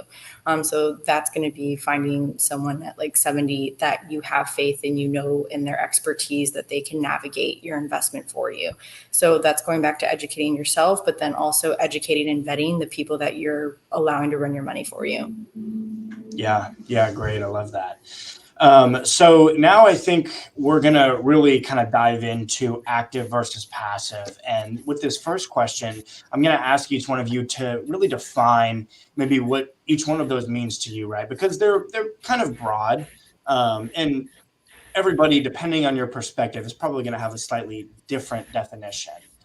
So to kind of switch up the order a little bit, Alessandra, I think we'll start with you and then kind of wrap around to Cherry. So yeah, if you could just talk about that. Ironically, I was so dialed in on my answer to this going into this day. I was like, the epitome of passive investing is me being on my deathbed right now, and I can just go online and log into a portal and check on my investment versus I need to go to a site visit, or I need to go handle a call from a tenant of something where I am physically needed to be there. Passive allows me to electronically and from afar manage my investment, versus active will require my time and energy and maybe even physically. That's kind of how I loosely defined it in very real right now terms. Yeah. And so I would say you're even going as far as like saying you have like electronic access, right, to view this through some kind of website or portal, something online, right? Yeah. Awesome. Okay, Lauren? Yeah. I would say active investing is like having a side hustle on top of your already busy workday. So if you have a W-2 job, active investing involves, diving into research on the asset class, analyzing markets, making those purchase and acquisition decisions, really becoming the expert in the asset class that you're going to invest in and having the time to do so. So I always think of like coming home when I was working a W-2 job, coming home from a long day of work only to start my second job as a real estate investor. So while it can be rewarding and you can at points maybe get a better return, it's also trading time for money. So, and you only have a certain amount of time every day. So again, I think it really comes to analyzing, one, how much control do you want and how much time do you want? Some people want more control than they do time. Passive investing, however, is like setting up a smart home system. You do some work on the front end, you evaluate which one you want to set up, you do the work into getting someone out there. And then once you've chosen and installed it, you're kind of set it and forget it.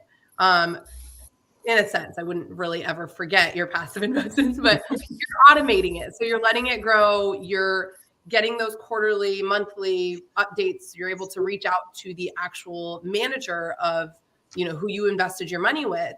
It does take a different type of due diligence. However, I think if okay, this asset class really appeals to me, or I'm looking for a passive play versus a growth play, you can then narrow down different sponsors. And that is really where Quest and networking, with people, I think Alessandra and I have actually met at Quest last year. And so, networking and seeing what else is out there and doing your due diligence on the people that are running the company and making sure their strategy is sound is a different type of mental lift than like the actual, I'm doing a second job after my day job at home. Now, it really just comes down to, what do you want? Do you want to trade your time for money, or do you want to give your money and get more time? And then how much control do you want in what you're investing in? Yeah, absolutely. Yeah, time versus money. I mean, that's a really, I would say, great comparison. That's I mean, that's what you're evaluating when it comes to active versus passive. So, Victoria? Yeah, so I agree a lot with what Lauren and Alessandra said. It is about how much time do you have. Active investing, you're going to be the one on call for all the maintenance problems. You're going to be the leasing specialist. You're going to be the person to manage all the capital expenditures. And I'm just talking about multifamily in general, because it is such a large scale site, on average 200 units, those are 200 homes, so that you have to manage, plus the community. So how much time do you want to be spending if you're an active investor versus passive? You're not going to be the one on call, but like Alessandra noted, you will also be a little bit less in control. And I think it also comes down to how much do you want to invest on the front end. So active investing, again, talking specifically multifamily, you're going to have acquisition costs. You're going to have to obtain a multifamily loan. Lender class, closing costs, title cost. That is a really big upfront investment on the active side, versus passive is a less upfront cost. So you can, invest with your self-directed IRA, which is what you guys specialize at Quest, or you can invest with cash. So it's a considerably lower capital investment than active. Yes, absolutely. Cherry, we'll finish this one with you. And then with the, there were some follow-up questions to this one as well. And I'll kind of ask a few of you these in particular, just so we can make sure we get to some of the other questions as well. Sure. I'll try to kind of add a little more color here. So kind of how I mentioned earlier, the way I define it is looking at the investment itself. And so as a passive investor, you are investing, equity, typically your money, but you are not expected to have any active roles on the properties or the investment itself. Kind of what Victoria mentioned, there are a lot of roles on the active side, and not a lot of, I think, even investors know what all those roles are. And because that's your benefit as a passive investor, you don't have to worry about signing the loan, looking at the property, dealing with maintenance issues, and what Lauren mentioned, termites, toilets, and trash. So that's to your benefit. And as a passive investor, and kind of what all the other ladies talked about here is, what's the best use of your time? And that's kind of how I look at it from perspective as a working W-2 professional. I'm a professional at my trade, and I'm very active there, but I can't be active elsewhere, right? I only have 24 hours a day. So such things as investments is passive for me. And so I think when I talk to other people about this, is what's your opportunity cost when looking at an investment, not only of your capital, but of your time and your energy. And for different people, that can be different, but when specifically talking about real estate or investing, is if you have a little extra time, do you really want to go look at properties 24 hours a day and manage things, or is your money better spent as a passive investor? And the benefits of being passive, again, kind of what others have mentioned, is you can invest, not only in your backyard, but other places where it does make more sense to invest. So it gives you access to other investments that you don't have to manage yourself if you're passive, and also just access to different kinds of deals. You might be able to go invest in notes, or buy a condo or a duplex and invest in it yourself, but you might not be able to go purchase, a $50 million apartment community, but you can invest in one. So those are some of the benefits. Yeah. And one thing I really love that you said, Cherry, was talking about the opportunity cost. And just to define that a little bit for everybody else, the opportunity cost, always very important in most financial decisions, right? I guess the next best thing that you're losing when I make this decision, option B, that's the cost that I'm giving up to choose A, right? So I love that. Okay, with this next one, I want to talk about the different costs, ongoing costs associated with active versus passive investing. I think a lot of times, and Lauren, I want to go to you first with this. We like passive investing. There's, normally you have obviously an investment manager, somebody who's kind of dealing with that for you because you're more passive. So what is the ongoing cost with that versus a more active investment look like? Yeah. So I think it really just depends on and this is part of that due diligence that goes into play when you're looking at investing with they call you the sponsor or the manager of the investment. If you're looking at a passive option, is looking at the fees. So I think that it just varies from fund to fund, but I always like to ask, like, what are your fees? What's your management fee? And what's in it for them? Because there is the like financial cost, but there's also, I always like to say, like, find all the reasons I shouldn't invest in something. So like, what happens if everything goes sideways? You're losing a lot of time. Even if you can get your money back, there's that time cost. Your money's sitting, you're not getting it back. You can't reallocate it into something else.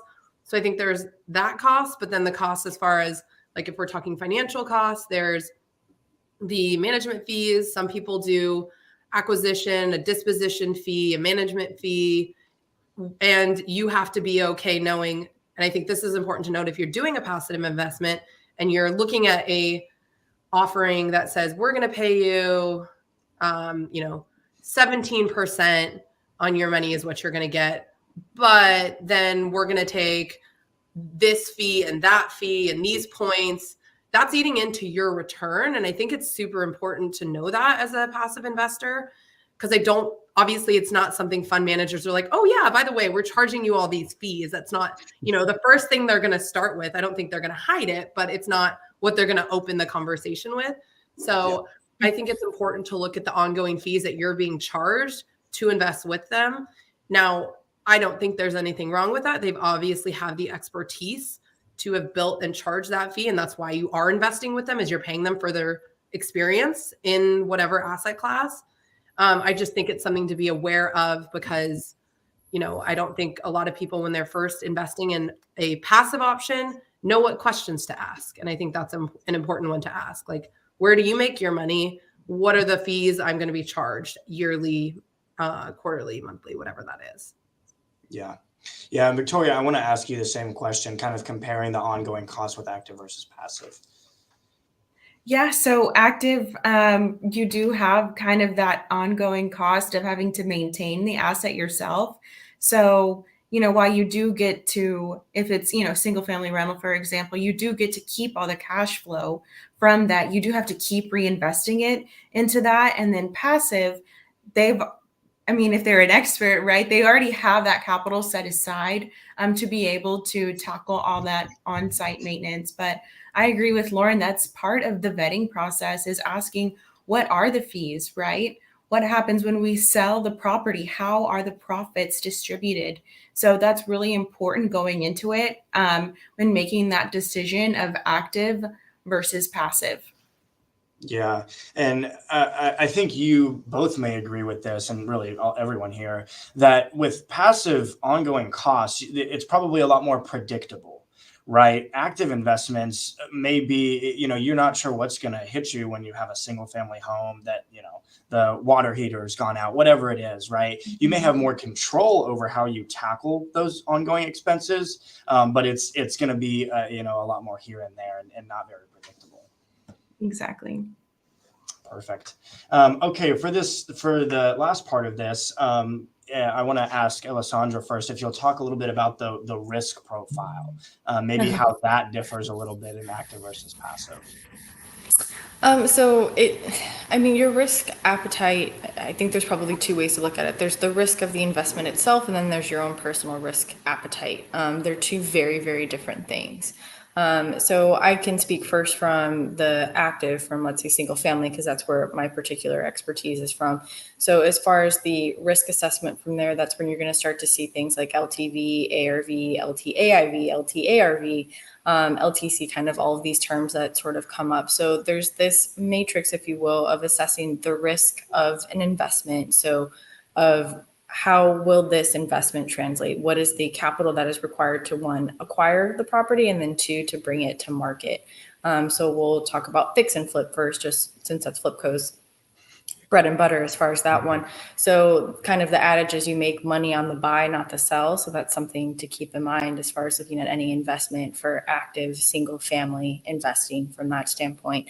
But the risk appetite there is going to be, if you're going to be utilizing a hard money lender or say a private lender, of what is the amount of funds that you are going to be able to put up yourself versus lend off of somebody else's. So kind of what we were talking about with the fee. So with active real estate investing, you have your carrying costs. So that's when you have to calculate things, not just the purchase price and the interest of that note to get those funds, but what is insurance on this property? What are the maintenance that you're going to have to front yourself? Because most lenders work off of, they reimburse for work done. So I think that's a misconception that a lot of people have. Oh, I'm just going to get a loan for this rehab. You have to perform the work first and then you get reimbursed for it. So you have to be liquid enough to carry that upfront work to get those reimbursements from that standpoint. So it has to be that you have the liquidity to anticipate things that are unexpected as well. So that's where contingency funds come into play. So there's not necessarily a secret sauce of how do you assess risk. There's different ways to look at it. You can definitely utilize a lender because they'll say, yes, this is a deal that we would lend on. We see the value in this after, or if they're going to give you a no, you can certainly, we have times where we have borrowers where they come and they are local experts. They know that things are coming in the area that we aren't necessarily privy to, where they know that even if we're going to give them a lower loan amount, they know that that asset's going to perform it. And they show us it. The proof is in the pudding there as far as that one.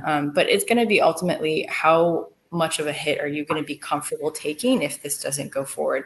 I would just say dial in your numbers of how you're looking at something, utilize experts, utilize a realtor, go to these networking events. Don't just trust what HGTV says as far as calculating numbers. Make sure you're actually thoroughly vetting. And I'd say the biggest thing is comps. For us particularly, just because you don't want to be setting the market, you kind of want to be right in the middle of the row. So if you're the best house on the block, it's going to be difficult to get your return, but you also don't want to be the worst house on the block as well. So definitely knowing your market and kind of finding that sweet spot, like in the middle of knowing that if you will be okay, even if you took like a 10 to 15% haircut. Sure. And Sherry, what are your thoughts on the, potential risk of active versus passive? Yeah, I guess I like to kind of frame it with just, starting with every investor, investment philosophy to begin with, and kind of based on my experiences and talking with others, it's not rigid. It's not like you have a formula and you stick to it, right? Because there's different stages of your life. And so I would say start with a philosophy, but also be flexible and open-minded to what that would mean. For example, if you are still a student, well, you probably don't want to have your tides fund up in a 5-year illiquid real estate investment, right? Or if you're starting a family and know you're going to get married and have children within the next 5 to 10 years, you don't want those funds tied up. Or if you've been working for 20 years and you have more liquidity and cash reserves, so just think of it at different stages of your life. It's not one fixed formula, if you will. And also, I think when I think risk tolerance is just, what is the worst case scenario? And that would be, as a passive investor, you lose, all the money you put into the investment. You can't lose any more than that because as a passive investor, you don't have ongoing costs like the active investor. So your biggest risk is, what if this investment, totally collapses and there's nothing left for investors and I lose all of my equity. And so I take that into consideration in terms of what stage of life am I in? And that kind of helps me look and stratify, different kinds of investments, whether it's notes and debt, or it's something I want more return for my equity, but there might be more risks along the way. And for what most of what I invested into apartments, there are different. There's definitely a lot of factors you can look at. The three biggest kind of umbrellas we break it down is looking at the market risk. What market are you going to invest in? And then the sponsor, the operator risk. What experiences do they have? What kinds of assets do they typically invest in? Is it a value add strategy? Is this a development strategy? Is this a very distressed asset? So you want to know they have that experience and it's not their first time at bat doing that. So that speaks to the track record to decrease your investment as an investor. And then you look at the property risk. That's where you look at all the numbers, kind of what Alessandro was mentioning in terms of debt, but in terms of multifamilies, can you cover your debt? What is the occupancy? What is my break-even occupancy? And in multifamily, what I like about it is there's probably several things you can do in terms of increasing the income and decreasing expenses. You're not relying on one bedroom to catch the rent, on one tenant to make or break, your occupancy for that season or that year. You have hundreds of units. You can increase, amenity fees or build a porch, build a backyard, have, Amazon lockers, or you can decrease their utility bill. So there's just so many factors in investment that you can alter to help you reach your returns, for example. Yeah, great. And we'll let that kind of lead us into this next question here, talking about assessing your own risk tolerance. If y'all can maybe provide, what investors should consider, some of the tips and tricks maybe y'all use and the importance of that as well. And I'd like to start with Victoria, and then we'll go to Lauren, Alessandra, and Jerry after that. Yeah, sure. So I think when you're trying to discover what's important for you and for your investment goals, look at the following metrics. So hold period. So how long, like Cherry mentioned, how long is your money going to be tied up in this passive investment? Cash flow, are you comfortable with the amount of cash flow that's projected throughout the return period? Do you want a higher cash flow and maybe a riskier profile of a deal? Or do you want lower cash flow and lower projected returns for a deal? And then also appreciation. Your risk tolerance will go up or down depending on those metrics. And so let's say you're looking for cash flow throughout the hold period, right? You're looking for kind of a shorter hold period, let's say 3 to 5 years, with some good appreciation on the back end. That kind of sounds like a value add multifamily deal. If you want maybe a longer term hold period, let's say 5 to 7 years, with not as much cash flow along the way, but a big pop of appreciation on the back end, that kind of sounds more like development. So kind of seeing where these profiles lead you in your risk tolerance and reward will kind of inform what you're comfortable with. So I think also for passive investing, just asking a lot of questions like Lauren alluded to earlier is, who are you investing with? Ask a lot of questions. What's their track record? How long have they been doing this? And that'll inform their experience. And if they're in this for the long haul, do they have longevity? I think, how will they keep you informed of the investment throughout the hold period? That's really important. What does their investment package look like? How often will they update you on that specific investment? And what is the frequency of that? So I think those are all important things to consider when you're assessing your own risk tolerance for what you want to passively invest in or actively invest in. Great, Lauren. So when it comes to my risk tolerance and kind of how I look at things, I look at everything as diversifying my portfolio. Excuse me. It was a fly that I had to swat out of the way, which is weird because I'm inside. I look at things in growth and income buckets. So this is something that I learned very early on is risk reward, that the greater the return, the higher the risk, and I think that people, the last 10 years, what we saw was not normal. We were seeing record low interest rates at 2%. And I think now a lot of people are shocked and are having to recalibrate. Like, this is what the return should be for the time given. We're not going to see interest rates drop to 3% anytime soon. They will probably, in my opinion, I don't have a crystal ball, remain stable for quite a bit. But looking at risk reward, so there's growth, which is typically, you know, like Alessandra's, or like, sorry, like was mentioned earlier, you're investing, you might get a bigger kicker at the back end once that value add is sold, that property is sold. And then there's an income play, which is more, you're going to get maybe a lower percentage, but it's consistent across the board, you know, where the sponsor says, okay, we're going to give you 8 to 10% annually. We're going to pay you in monthly dividends. That is a cash flow play. So you're going to want to know, okay, what do I want right now in my portfolio? And to answer that question, I always look at the economy, where, like, right now, when I'm looking at deals, both outside of my own to invest in as a passive investor, I'm looking at, like, what leverage is this sponsor employing? You know, there were a lot of people who are now in a bad spot because they thought they would be able to refinance. They got something at, you know, 4 or 5%, and now they're stuck. So I always like to look at how much leverage is being used, so that if things do, you know, go completely sideways and they have to sell the property, well, the loan is going to be paid first. So that kind of brings you to, like, where am I in the capital stack?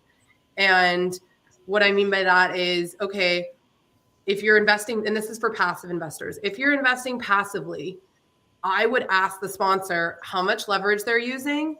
And if they've recently launched another fund, because I've seen this a lot now, if they've recently launched a debt fund on top of whatever, you know, equity offering they have to help subsidize their equity offering. So where do you fall as an investor? If you invested in an equity play in a deal and they can't get refinancing and they offered a debt option, you're now paid after the loan, after the debt investors, you're paid third. So if things do go completely wrong, you have to realize you're really exposed. So I think right now I focus on leverage. How much leverage is being used? What's, like Alessandra said, what is that LTV, you know, and give it a good buffer. That's always been super important to me, but I also think my phase of life is a little bit different than it was 10 years ago. I probably would have been way riskier because I didn't have kids. I didn't have my own mortgage yet. And, you know, I wish I actually was riskier than I was back then because I had less at stake. Now I feel like it's a mix of a balanced portfolio. And honestly, with my solo 401k, that's probably where I put my riskiest options, which might seem counterintuitive, but because I am many moons away from retirement age, I feel like if something were to take a hit, I have time to recover. So I like using my, you know, self-directed account for more riskier investments. Yes, wonderful. Yeah, I understand it completely. And so we've only got a couple minutes left. Alessandra and Cherry, I'm actually going to kind of switch the question a little bit or a lot of it. I want to hit this one in particular because I think especially for millennials, this is incredibly important. Talking about kind of how you think AI and the emergence of technology might shape the passive versus active investment sphere, if you want to call it that way. I think from my personal experience, COVID, changed that quite a bit, how people kind of operated in this space, and taking that a step further now with AI being very much a part of our lives. How do y'all think that's going to affect us moving forward as investors? Alessandra, we'll start with you. I can go. Yeah. Also, we definitely get this question a lot because one of the things that Flipco does, we don't do third-party appraisals. So we do desktop appraisals. So we very much so rely on data, not necessarily AI in that sense, but AI is a very, very big topic in our office. I would say that AI is great. And I think if you don't learn how to harness it, you're going to be left in the dust, quite frankly. That just is what it is. But it's not the end-all be-all. I'm still going to go back to, like, you personally still need to know the numbers and understand them. Just because a computer told me that, yes, this investment has this potential. Again, there are other factors that, let's just say if I were looking at an investment risk profile for a property, if it was just pulling solds in the area, And so it was just calculating based off of that. It's a similar size, similar lot, similar features, all of the things, but it's not going to calculate that there is a landfill across the street necessarily. It's not going to calculate that, what is around in the area. Or Houston, for example, the zoning laws are very wishy-washy. So you can have a daycare next to a adult store, if you will, next to a single family home, next to a business. So AI isn't necessarily going to always be able to calculate for very real metrics that can't necessarily be quantified per se. But I think AI can certainly help, especially people who are just getting started, of education, how to calculate things, how to analyze, providing data insights. There's a lot of online platforms that can give you access to properties or how to look at them, or maybe how to calculate an LTV or an ARV. So I definitely think they're great tools to give you a basis for your knowledge. But at the end of the day, you still need to personally feel comfortable with that investment, and you still need to feel sound. If I asked you, hey, why did you invest in 7E? And your answer was, well, because ChatGPT told me, that probably isn't going to be the best answer. It should be, well, because of their fee structure, because they diversify their fund, because they have mitigation clauses for if an asset goes to crack. You still need to do your homework.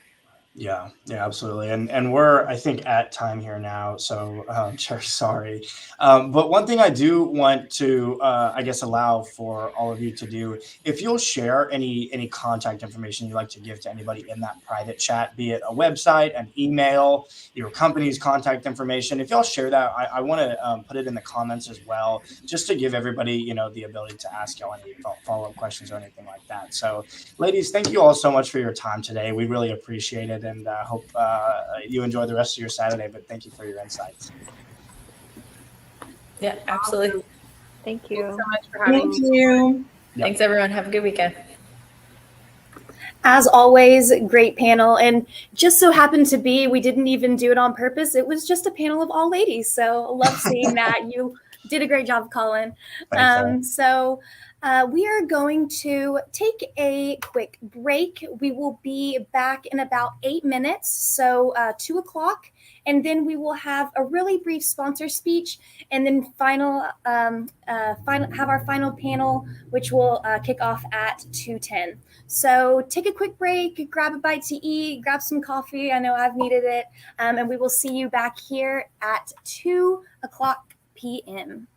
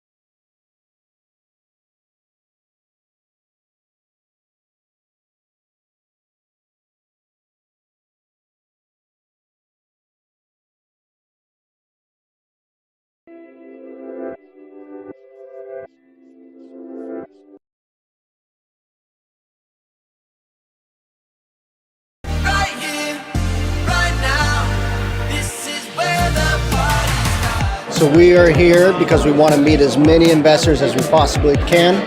Quest does a great job of putting people here at the event.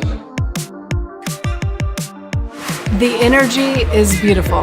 We're just around so many incredible, serious players in the real estate industry. It just feels good to hear what they have to say, share that tribal knowledge so that we can all grow together.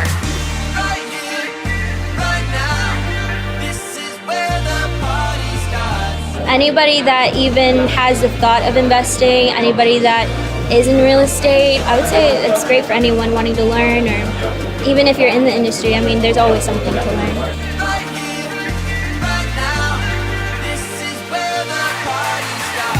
As an attendee, as a vendor, just as a participant in this event, it is literally everything that I would have wanted to get from this event.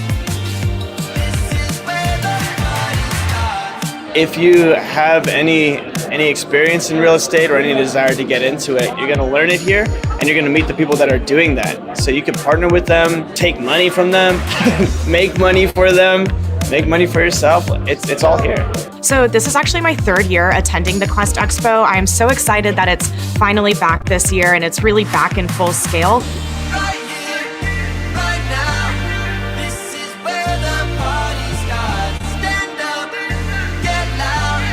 With the Quest Expo, you have everything here in one place. We are covering every single spectrum when it comes to private investing.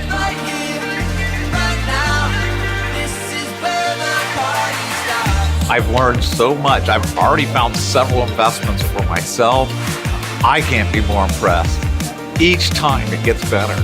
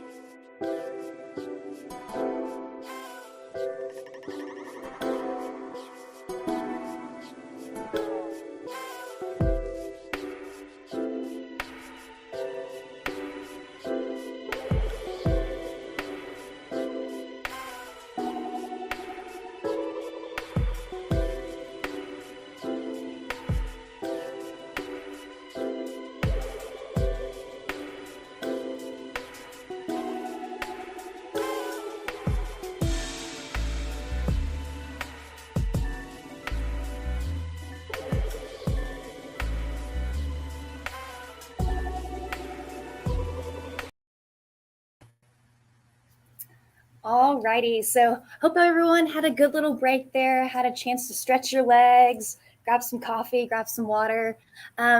We have our next giveaway, but before I do the ticker here, we're going to share our hashtag, which is hashtag Quest Secured Land Notes. And it is actually very important that you make sure that you get the capitalization correct and the proper spelling. So to ensure that you are entered into the giveaway, do make sure that the spelling is correct and that capitalization there as well. But Secured Land Notes gave us an amazing giveaway as well. So we had our $200 Delta voucher from earlier, and now we have a $200 Airbnb gift card. So that is an amazing prize. Be sure to put that hashtag Quest Secured Land Notes in there. And now I'm going to bring up their sponsor video. They're not able to join us, but they have a great pre-recorded video that they are presenting. So we want to say thank you to Secured Land Notes. We'll go ahead and get that on there.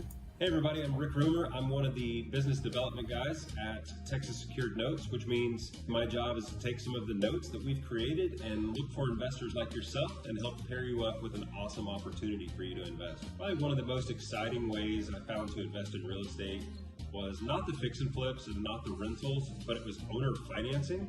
It seemed to be full of opportunity and a great return.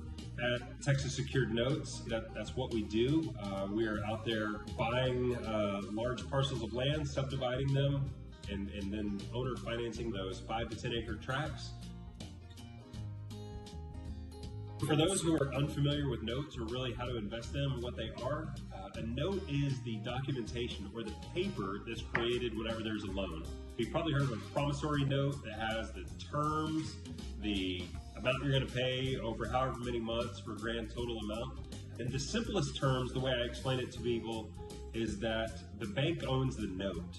If you bought a car or house and the bank provided the financing, they're the one that walks away owning the note. And what they do is they put the money up front for a return on their money. Notes are the passive investment. There's a reason why the banks do it, right? There's great money, there's excellent collateral, so they're very secure, and it's passive. I tell people when they're investing in a note, they're investing in a monthly stream of income.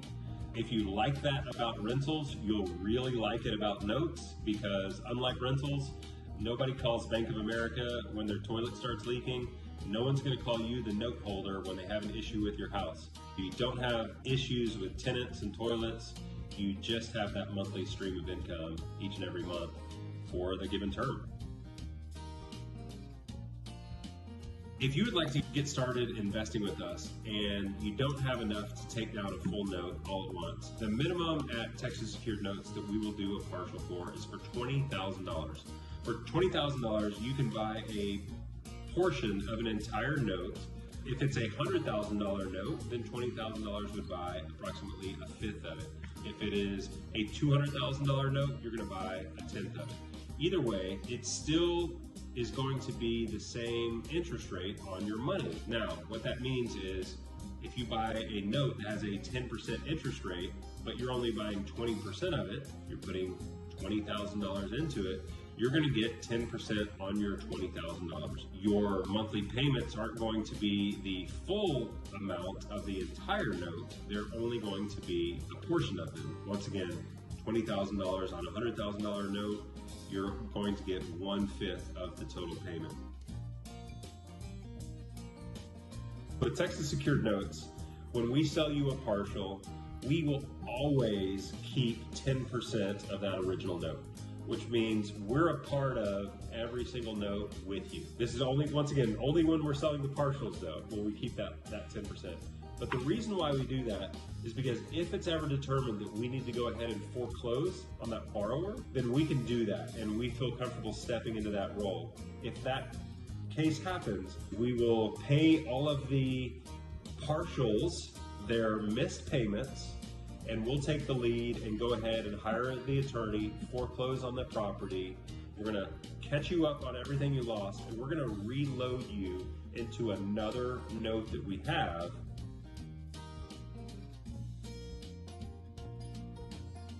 If you want to get compound interest on these notes, reinvesting the interest received is the way to do it. You're going to receive, let's call it $1,000 a month, and this money is going to be coming in like clockwork. If you take those proceeds and you spend it, you're never going to get compound interest on that note. If you save these up and then buy another note or buy even a partial of a note, then that note is going to be paying you interest, and you paid for that note from the interest of the first note you got. You are reinvesting your monies received, and you're compounding them again and again. Where we see this used most often is going to be your self-directed IRAs. This is where the big returns come over 30 years, 40 years. And for you millennials out there, you're definitely going to have this time before retirement. Investing in these long-term notes, getting that return every year, and then taking those proceeds and investing them, even in an IRA or something to that effect, is going to compound your returns.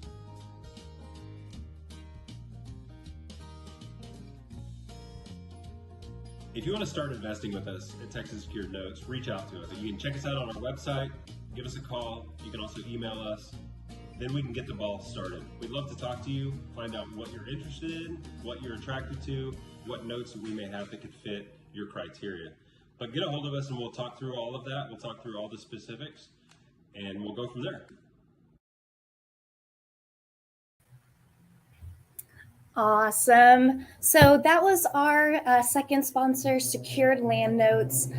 They are been a sponsor with us for a little while here. We love having them as a partner, and want to say thank you for their amazing giveaway that they gave, which is the $200 Airbnb certificate.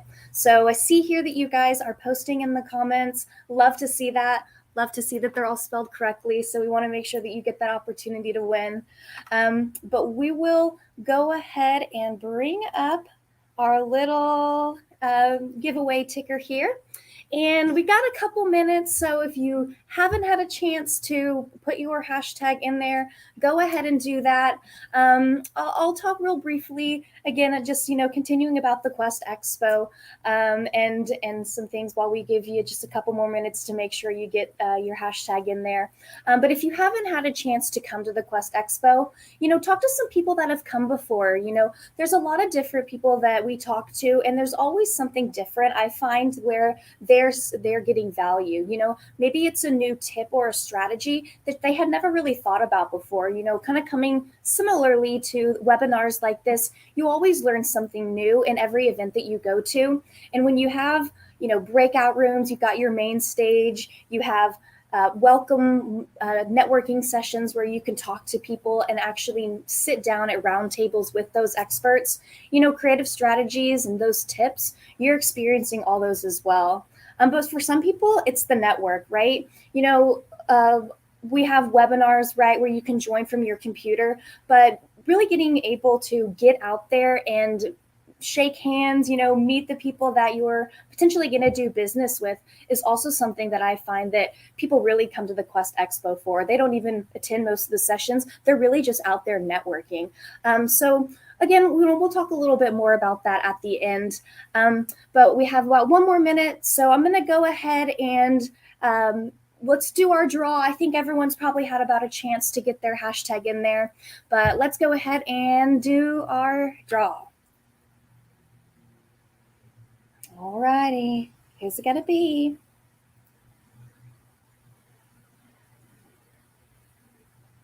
Okay, T Lake 05. I'm not sure what your name is, but that is not a problem. Go ahead and send us an email to marketing@questtrust.com. It's right there as well. You can claim that prize. So just again, thank you to ADHD and Secured Land Notes for the amazing giveaways that they've given today. Our Delta voucher and our Airbnb voucher. Would it be possible to put on these events without our sponsors? So we want to say thank you again. But now with that, it is time to move on to our next panel, which is Impactful Investing 101 and how millennials millennials are using their money to create a positive change. We have Brianna, who is going to be leading this panel. Hey, Brianna. Hey, Sarah. Thanks so much. Yeah, no worries. All right, we'll get our guys up here, and I'm going to drop on off. Alrighty, so as we bring all of our wonderful panelists up here today, just want to reiterate, topic is Impactful Investing 101. So how millennials are using their money to create a positive change in the market, some different strategies on that, and some personal stories, case studies that we'd like to hear. So we are going to open up first just with a quick introduction, just for time's sake, 1 to 2 minutes. Jonathan, I'll open it up to you if you'd like to introduce yourself. I know you were with us earlier today, but just a short intro for anyone joining late. Yeah, happy to be here again. Thanks for having me. Jonathan Tonks. My company is called Provision Space. We are a syndicating investment firm for commercial real estate. So we help investors passively invest in our properties all over the country. And we're excited to share how we try to use that avenue for positive change and investing for a brighter future. So thank you for having me, Brianna. Thanks for being on. I'll pass the mic to you, Don, if you'd like to do a short intro. Hey, good afternoon. My name is Donovan Richard, and I'm one of the owners of Thrive Together Residences. We are a transitional living / group home company that focuses on housing underserved and underprivileged demographics. So a big focus on homeless vets, on also people that are experiencing mental or behavioral challenges, sober living homes, as well as homes for kids that are aging out of the foster care system. And we like to utilize the homes that we have because we were all started out as real estate investors and then started transitioning our homes that we had as long-term rentals over into group homes in order to help a lot of the underserved demographics get into housing, start getting the services that they need, and start progressing towards a much better lifestyle than what they had previously. That's awesome. Thank you so much for that introduction. Zeke, yourself, let us know who you are, what you do. Yes, ma'am. Thank you for having me, and special thanks to Sarah Shellum for allowing this whole meeting to take place for me.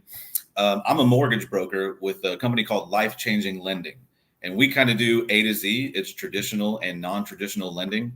So all the stuff for primary first-time home buyers or second or third-time home buyers, and everything in the investment space, whether it's hard money acquisitions, fix and flip, DSCR, multifamily, commercial, kind of the whole lineup of anything in the investment space. Yes, ma'am. Great. Thanks so much. Well, I appreciate the introduction that you've all given. We have quite a few questions here to get through before the end of our time today. So we're going to get through as many as we can. I want it to be as conversational as possible. So feel free to interject if you have anything to add on. But I do want to start out just for those who are really new to investing and are curious about exactly what that positive social change in investing might mean. Don, I'm going to point this question to you first. What does it actually mean to have that positive change in the investing world, and what does that look like for you in practice? For me, what that means is looking at your non-traditional ways of being able to go in and assess the needs of your community. If you start to kind of open your eyes from the bubble that we all live in and just look around at some of the things that are going on, you start to realize, hey, that homeless person over there that's talking to themselves doesn't have an alcohol or drug problem. Maybe they have a mental or behavioral health issue that has not been properly addressed, and they just need a few of the resources to allow them to get back to a normal life. Maybe some medication can help render the problem or help fix that problem. But overall, it means finding issues that affect your community and being able to find an investment strategy that you can utilize that not only helps your family's growth or monetary and social growth increase, but also those of the people that are underserved that need your help, that may not know they need your help. And a lot of them do, but some of them don't, because they're out there in the world that thinking that, what I'm doing here on Ledbetter Street or on Lancaster Street in Fort Worth at these homeless shelters is the best that life can possibly get for me. So being able to take investment strategies that you are currently doing and then transition them over to solve the problems that you're seeing in your community while increasing your positive cash flow that you're receiving each month is what making positive social change means to me in this aspect. And that's exactly what we're doing through our group homes, simply because we partner with multiple organizations throughout the DFW area, MHMR, American GI Forum that funds the housing for our veterans, organizations like JPS, True Worth, True Mental, to be able to get these people not only housing, but connect with different case management organizations that can also provide them the services that they need that we're not able to render. That's honestly a really great definition of what social investing really is. I think you touch on two main things that a lot of people don't understand at first when they start their journey. And one is getting to know the community that you're investing into, right? Outside of what you hear in the news or in, any investing groups you are, that, hey, this is a hot market, getting to understand that market and what they're really going through and some of the challenges they face. So I love that definition. Before I move on to the next question, I want to see, Jonathan, Zeke, anything from your personal perspective and your experience that you can add to that definition of what you would consider to be social investing? Jonathan, go ahead. Yeah, I think Doug did a fantastic job, and he's using a real example of how his company is doing that directly.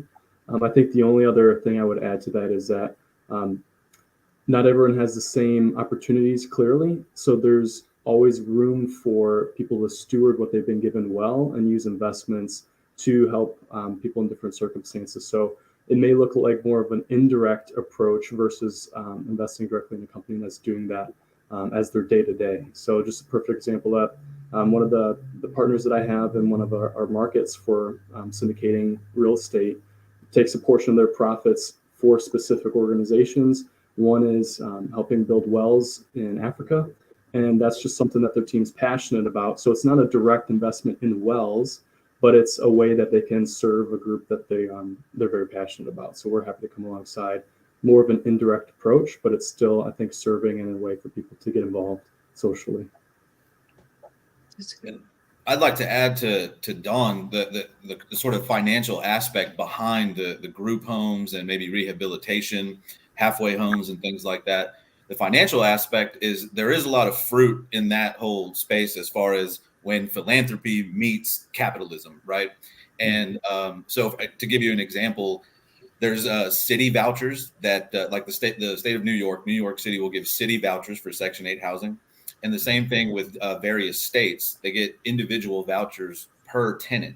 So if you have a home and you're looking at the cash flow availability, it's one thing to be renting out to a family, individual, college kids, things like that. But with these programs, they get vouchers per individual. So obviously it creates that cash flow. You have an appreciating asset and you're helping out people that otherwise wouldn't be getting, there's no structure for that assistance. So Don, I appreciate what you had to say on that.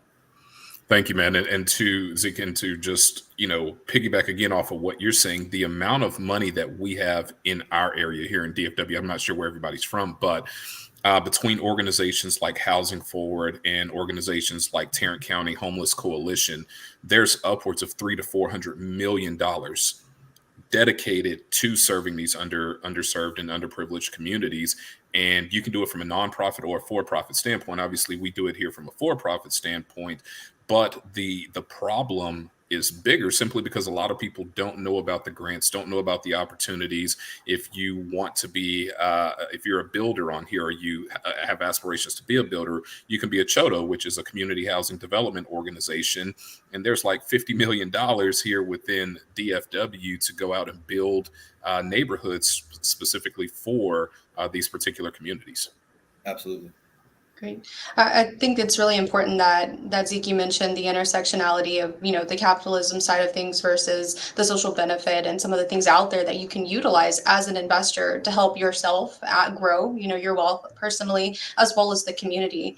So that kind of leads us a little bit into the next question, which talks about some of the effective strategies for identifying some of those opportunities out there that promise both financial return and social benefit. So I do feel like you answered that a little bit, Zeke, but anything that you might add in terms of identifying some of those opportunities for yourself? Well, it takes a lot of kind of feet to the street, boots on the ground. And believe it or not, I work a lot with social workers. So they get the front line of what's going on in the community. Why is the suicide rate so high?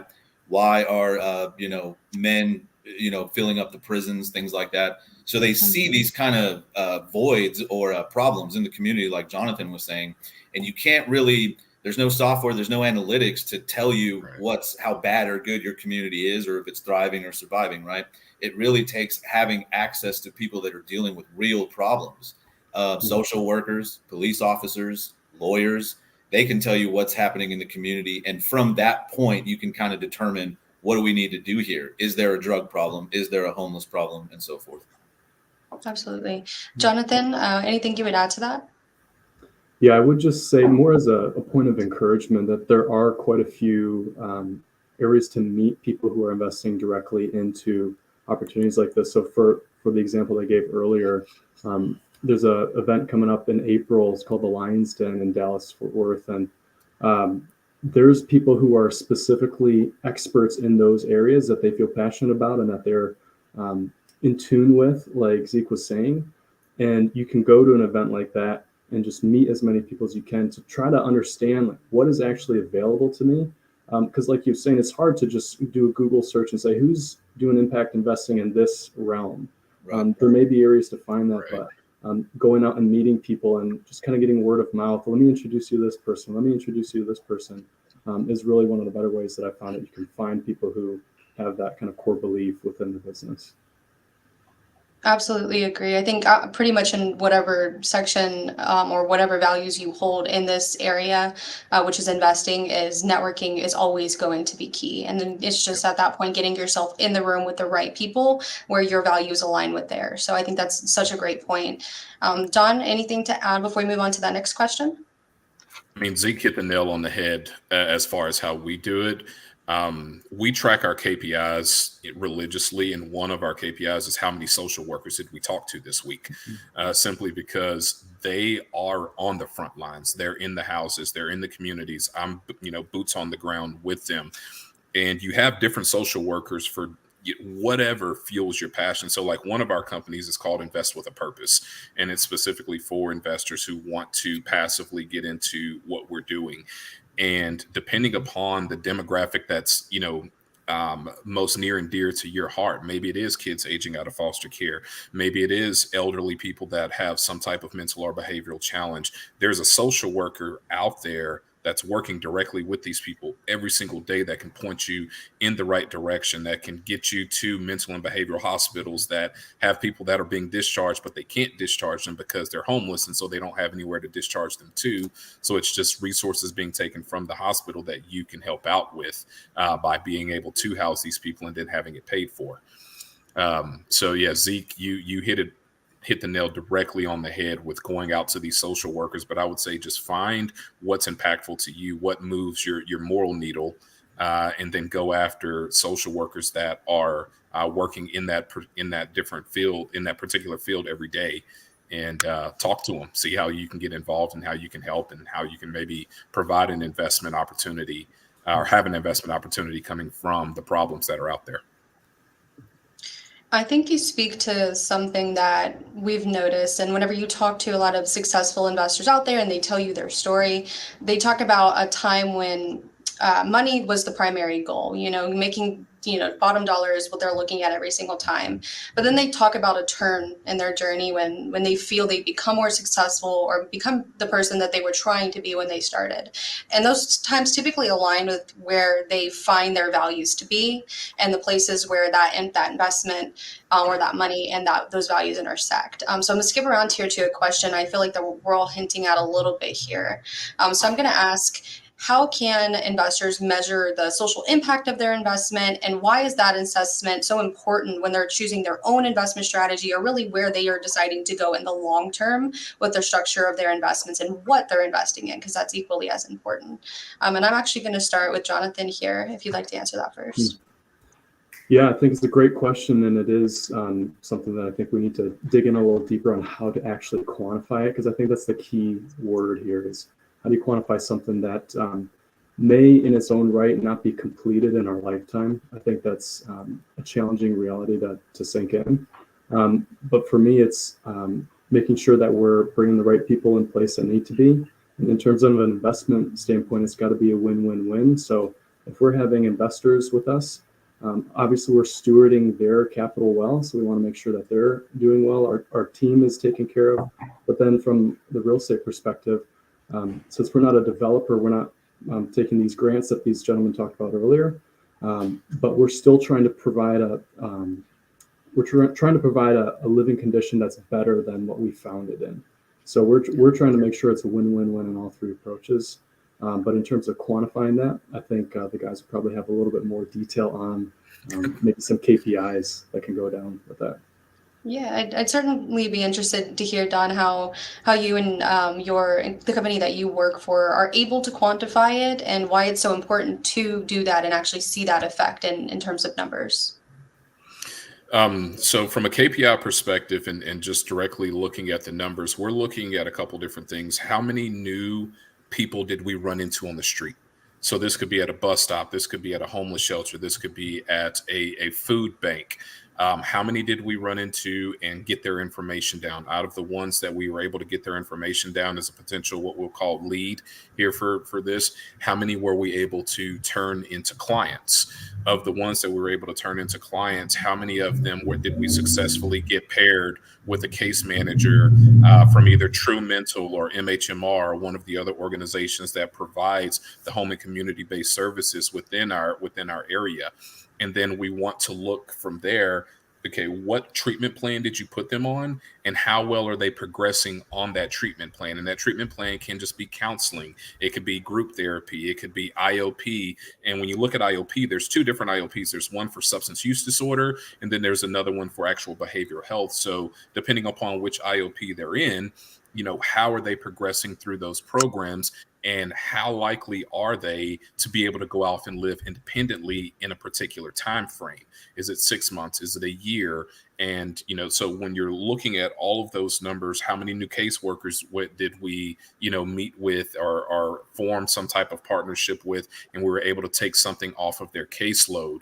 These are all of the numbers that we're looking at on a weekly basis to see what type of impact it's truly having. So if we can take, a homeless individual that might have been talking to themselves at one point, get them in the house, get them freshened up, help them get new clothes, help them get resources, Medicaid if they need Medicaid, SSI if they need some type of SSI. If they're a veteran and they have nothing, getting them connected with our connections down at the VA if they have a service-related injury, or if they need to have, more percentage on the disability that they're getting, and then helping them get housing as well.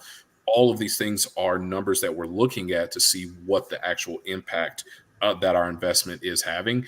And for us, I started out as wanting to go strictly down the sober living space. And the reason being is because I was an alcoholic for a while. I'm coming up now on 4 years of sobriety.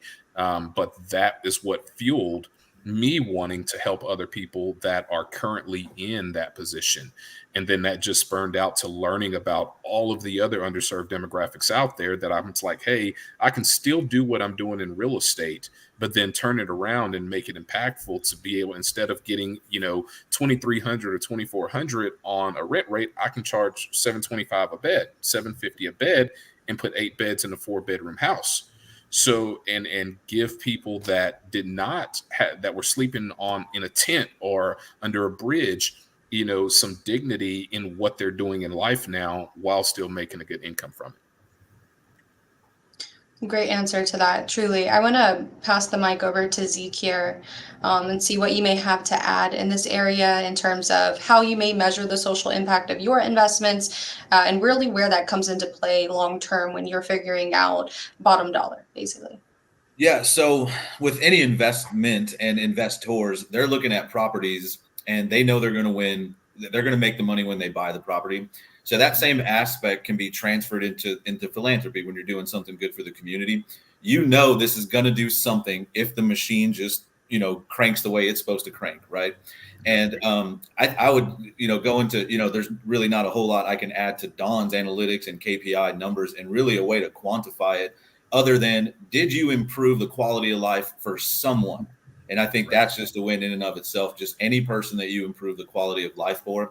The community, depending on what spectrum you're on, if you're on one side trying to fix things, you're looking at it like you're doing things for change. But if you're the one with the problem, it may seem futile and nothing's ever going to change and the system is just kind of warped, right? So as far as measurability, going back to the boots on the ground, you started with the problem with these social workers and police officers and, you know, people in the community. And when you put the investment, quote unquote, in place, what is it doing? And then they give you that feedback. And then, but just use your eyes. What do you see? Are the streets cleaner? Are people more educated? Are people, you know, going to college more? Are they recovering from these sober houses? Does it help people getting out of prison, living in a halfway house that, you know, launches them into their next stage of life?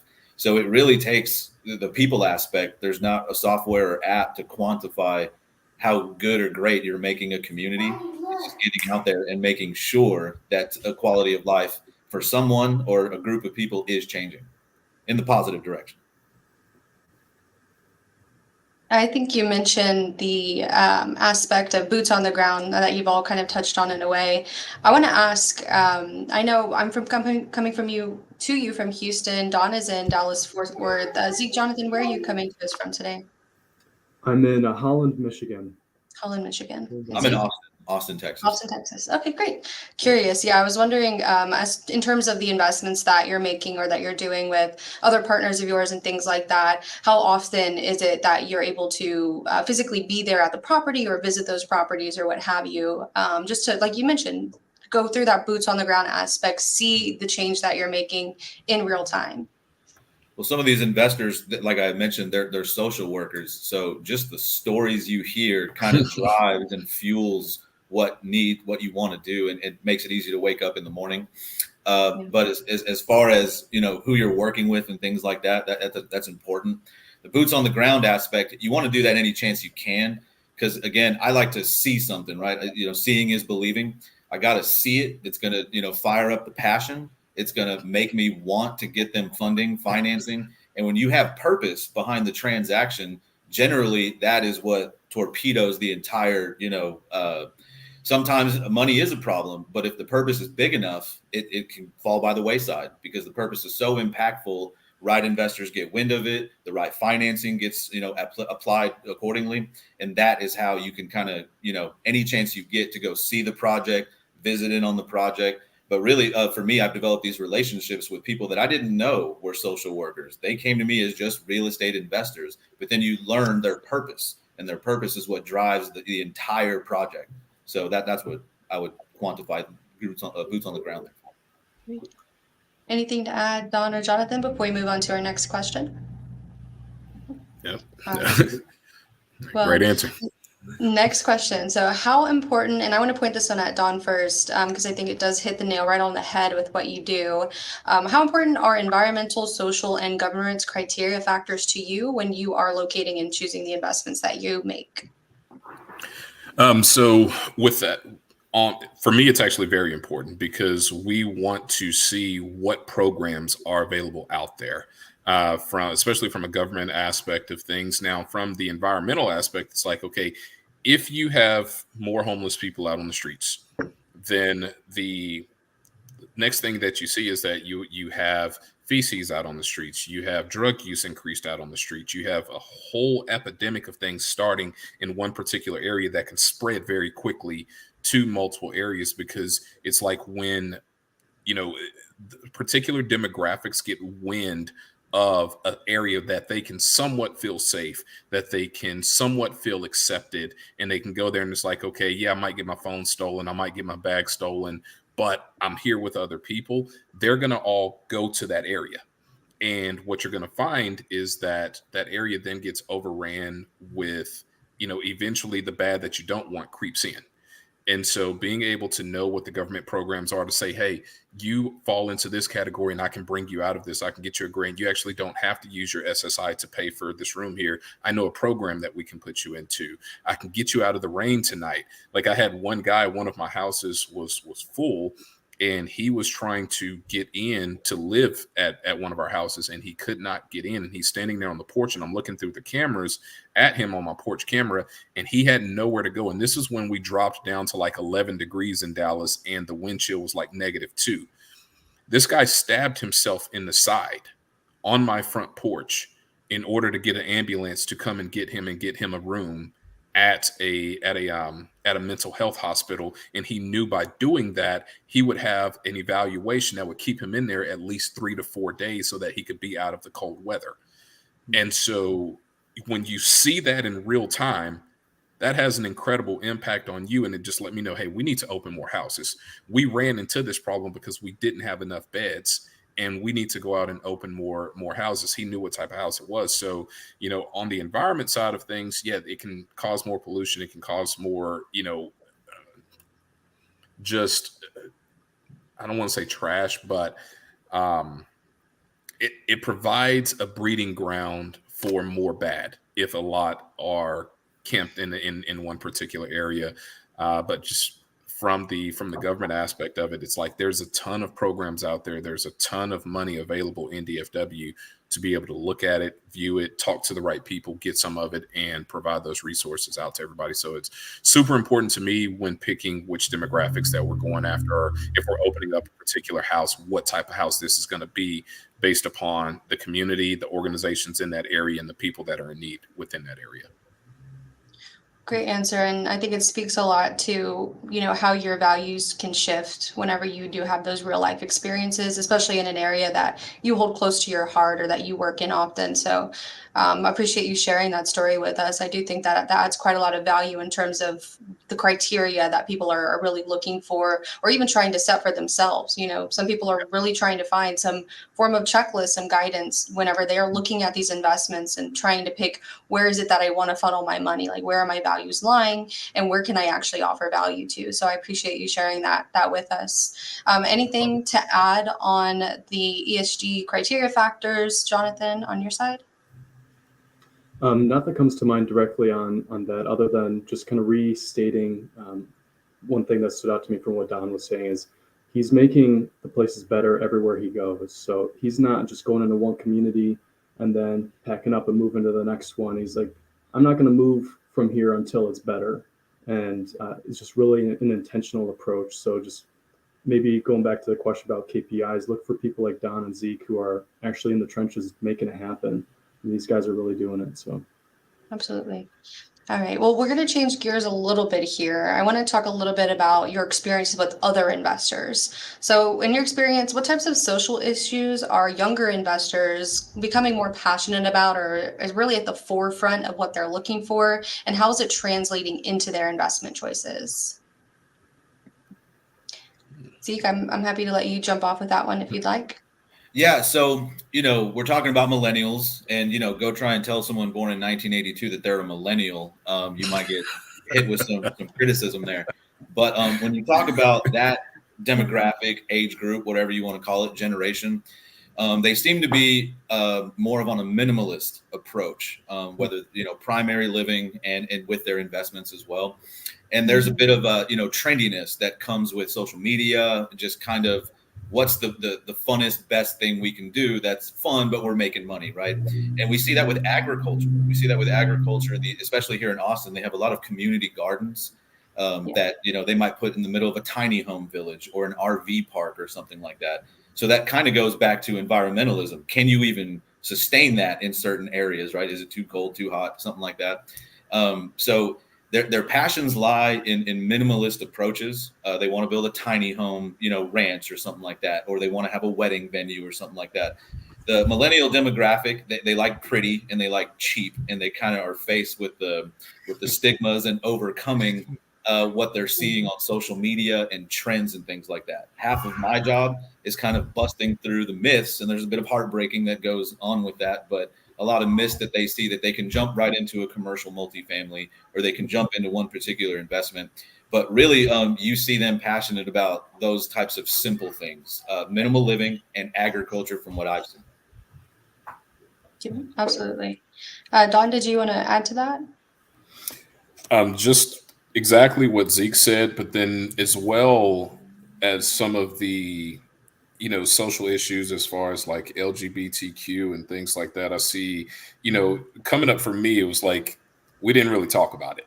There wasn't something that was brought up often. And now, I see a lot of millennials that, are completely open to it and are like, hey, we need more resources here, and they're going to get out in March. Like, it's no longer a time frame of them being silent at all, which I can respect that, because I didn't get anywhere by being quiet. I was one that raised quite a bit of HE hockey stick there to get where I am, but a lot of their investment strategies might lean towards that in as far as like housing and things of that nature. So, and I say that from one of the requests that we've had from several organizations is to open up strictly LGBTQ homes from a safety aspect, and somewhere that they can feel secure without having, to be ridiculed or anything of that nature inside of one of our other houses or any of the other houses. But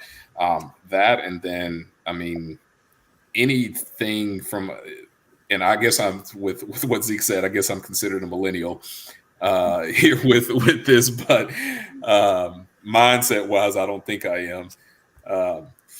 But along with that, just anything that they're going to be passionate behind, which is with the aspect of how quickly news travels among social media these days, you can get something trending and a following behind it in a heartbeat.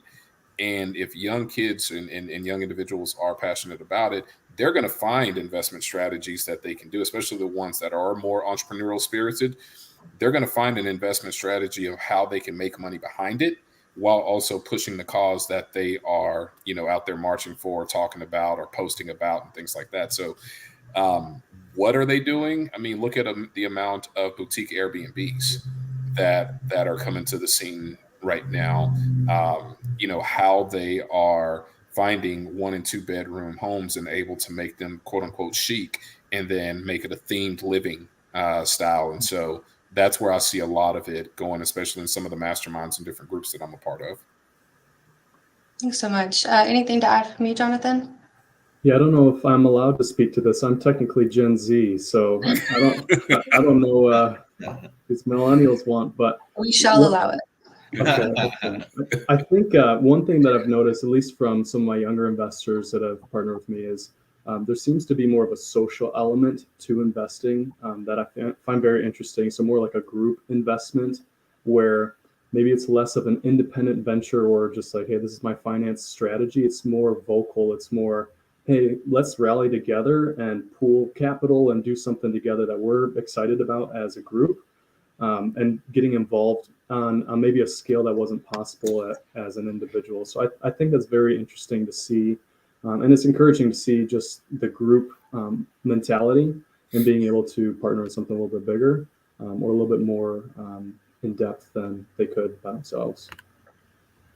I absolutely agree. I think one thing that we're noticing in the industry right now, especially from younger investors, is that they are first seeking out community before going out on their own. And it's because like you mentioned previously, Zeke, in the prior panel, about some of the 3 things that you need, which is that knowledge, 2 of which being, I can't remember the other one, but the capital and then the knowledge. Those are 2 very key portions to any investment that you're making. And you may not have all of that on your own.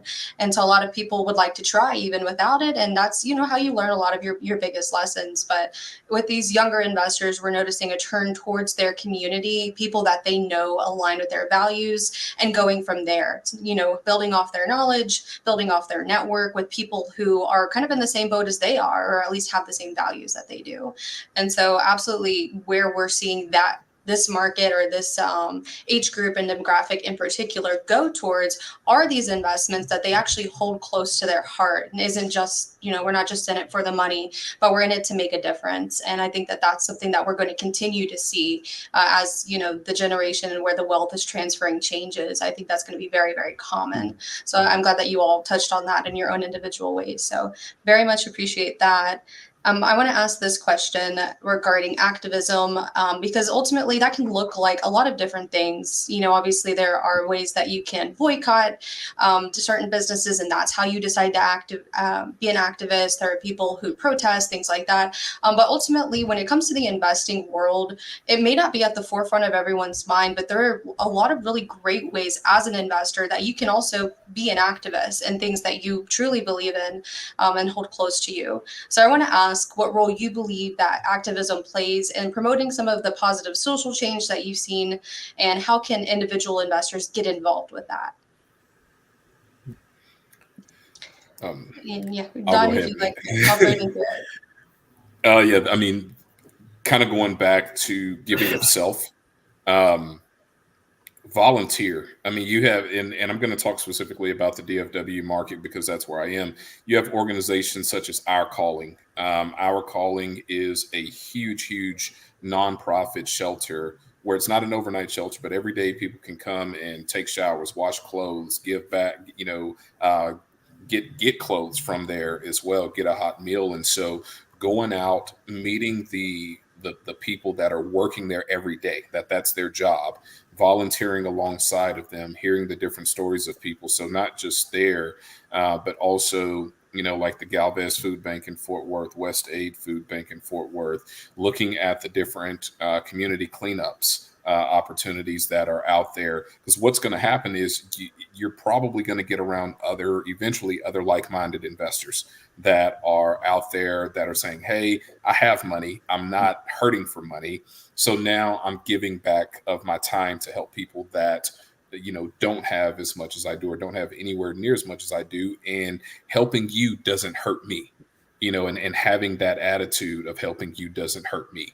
And once you start to get into the community and see a lot of that and do a lot of it yourself and start having conversations with these people that you would probably never talk to because of their physical condition, what they look like or anything like that, you start to hear their stories and recognize that I need to be out here more because there's more that I can do. And then that leads to them knowing you, trusting you, the organizations knowing you and trusting you. And so when it comes time for you to go down whatever investment route that you're going down, and if that organization can be a help to you that you will want to help to them, they're going to remember that and it's going to be reciprocal. Oh, you need people for your house? Hey, we have 5 people over here. And then it gets to the point where they start calling you, say, hey, we have 2 other people that just came in. We had all your information already. Do you have any beds available or do you have any new houses coming up? And so you get to a point where you have a wait list where you're forced to go open more houses because you don't have enough beds. And on top of that, you are able to get, some moral points inside for saying, hey, I went out there and helped people that could not give me anything back. They could not do anything for me. And I was able to go out and help them. And it's not for me to go and tell the world what I did or put it on social media or anything like that. This is for me. And again, you'll see the fruits of it in the universe returning that get karma to you in other things that you do because you're not going and looking for it. You're just acting in a manner that you're moved and compelled to act with because of the blessings that have already come to you in your life. Such a great answer. And I'm going to pass it actually off to Zeke because I think that this intersects a lot with what you do as well. What do you have to add to that? So, me and Don have focused a little bit on the sociological aspects, mental health, rehabilitation and things like that. But I work with a lot of veterans here in Texas. There's a few military-based towns that surround Austin. And that's one way to remain active because there may not be anything wrong with them mentally or socially or anything like that. But the Department of Veterans Affairs probably would like to be more efficient than they are with them. And these are guys that are coming from very systematic, dependent on the system. Sign up here. This is what you get paid. When you get out, you get to go buy a house. It's very, so getting out in the world with these veterans events and reaching out to them. Texas has a lot of overlay programs that can protect them from foreclosure, turning a veteran into an investor. So I actually focus in that regard because a lot of them don't know what they don't know. And when they find a guy that can kind of walk them through the process, they have a guy that they can reach out to and contact and things like that.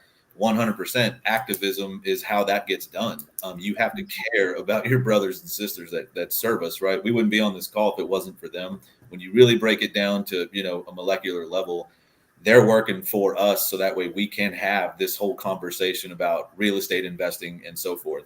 But being active with the veterans has bared a lot of fruit in my world.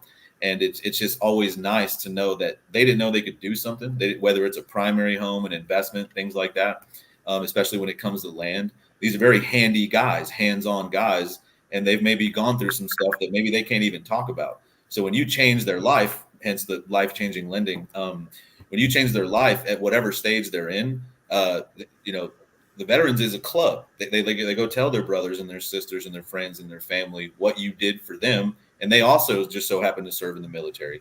So being active, just helping those guys, it kind of is kind of separate from what Dawn was elaborating on as far as the social aspect. But it's still, a group of guys and gals that need some help. So it's fun to get active with those people. Yes, ma'am. And Jonathan, for your part, what role do you believe that the activism plays in promoting positive social change, and how have you seen that apply regarding any individual investors that you've been involved with or your company's been involved with? Yeah, I think the underlying message that we're not stating specifically, but you'll hear it in each of these guys' stories, is that they're there and they're doing it. They're choosing to be active and they're choosing to make a difference here. Just the verse that comes to my mind, just faith has a lot to do with the decisions that we make at our company. But James 1:22 says, do not merely listen to the word and so deceive yourselves, do what it says. So the fact here is if you're not seeing what you want to happen, if the future that you're envisioning or passionate about is not seemingly available already, like these guys already talked about it, it's like it may be up to you to be the one to make that happen, or to go out of your way to find someone like Zeke at Life Changing Lending, or find someone like Don who's got those similar passions. It might take some effort on your end to make that happen. So I think from an activity standpoint, that's what comes to my mind. And what we try to do is like, hey, we may have less of a direct approach, like I talked earlier, in making a social impact, but that doesn't mean we don't care, and that doesn't mean we don't want to make a difference here. So we're going to do everything that we can to step into that role and help in terms of an investment standpoint, so that people do have the liquidity to maybe partner with the Don in the future or do something else like that. So it may be up to whoever's listening. It's like, if you're not seeing it, you can kind of create the future by being the one to do that. So as it comes to my mind. Absolutely. Something I want to touch on now that I think you've all said in some way, shape, or form is that education is key in anything that you do. But one of the things that a lot of people may not realize is a form of activism or a form of assisting other people out there who may not have the means to get where they want to go in the long term, is sharing that information that you learn from others, sharing the network that you have with others, letting them know that there are resources out there. Maybe I personally cannot do what you need me to do to get you to where you need to go, but maybe I know someone that I can introduce you to, or a concept I can introduce you to, like Zeke was saying, that could potentially change your life. And so it's so important that you are not only absorbing the information for yourself, but sharing it with your own community, because you never know who's going to benefit from that in the long run. So education is such an important key, and all three of you have been so great today talking about some of the things that you've learned yourself and how you're implementing it into your everyday life. So a sincere thank you for that. We do have a few minutes left here, so I want to open it up for you to share, anyone who would like to, a time where a younger investor or a group of investors have successfully used their capital to drive social change, if you have an example, and then we'll close out. Of course, anyone watching, if you have any questions, throw them on. Now is the time. And we'll close out with a short extra. You can let everyone know your information and how to contact you.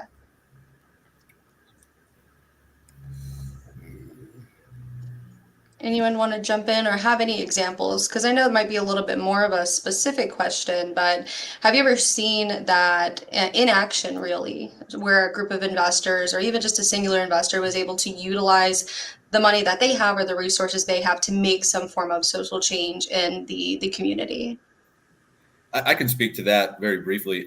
So what started out as a short-term rental in Airbnb, there was an investor who blended two aspects of a bed and breakfast during the seasonal months. It was on the coast of Texas, and a holistic clinic for kind of a wellness clinic.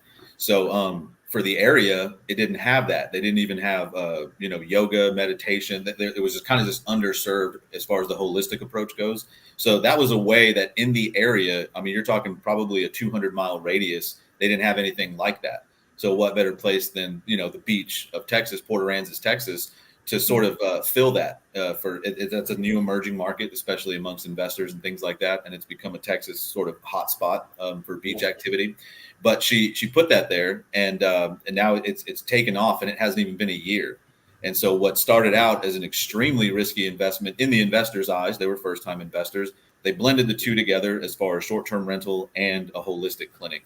Now, that doesn't wildly impact social justice warriors' motives and their agendas there, but it's just one example how of an investment kind of helped the community out with offering something that was not there. Yeah, I love to hear the evolving investment, right? The investment that started as this, but the community was better served as that. And I think that is really where you see that social change. So really great story. Thank you for sharing that with us. Anyone else before we close out today? Anything to add? Last comments, thoughts? There's a ton of examples that come to my mind, so I won't dwell on those. I just want to encourage and kind of reciprocate what these guys are talking about. There's a ton of examples when you really dig deep of ways that either we're blending ideas together or using proceeds from a successful investment to serve a different group or serve a different cause. So this isn't a new topic, and it may be less advertised, but it's happening a lot. So I think that's an important thing to identify. Well, with that, I think we will go ahead and close out today. Again, I sincerely thank you all for taking the time out of your Saturday and being here with us to share your knowledge.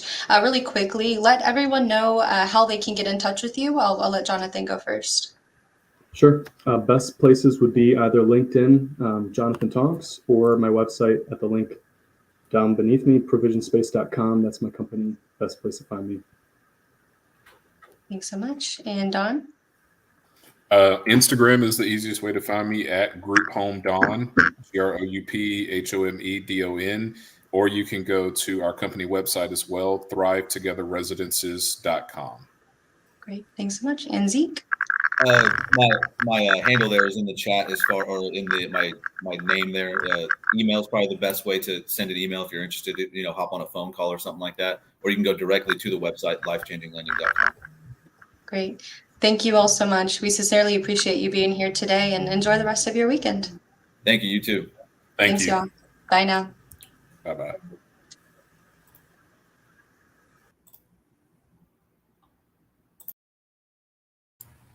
Would help if I unmuted myself. Alrighty, well, we were, really lucky to have all of these great speakers here with us today to join us on panels, and thank you to our moderators as well from the Quest staff. It's always great when we can get different perspectives and have, all these different ways to look at, ways to make positive impact and create a difference in the communities that we are passionate about. So I'm going to wrap up with a couple of just quick announcements for promotions that we have for you guys, and then we'll close it out today.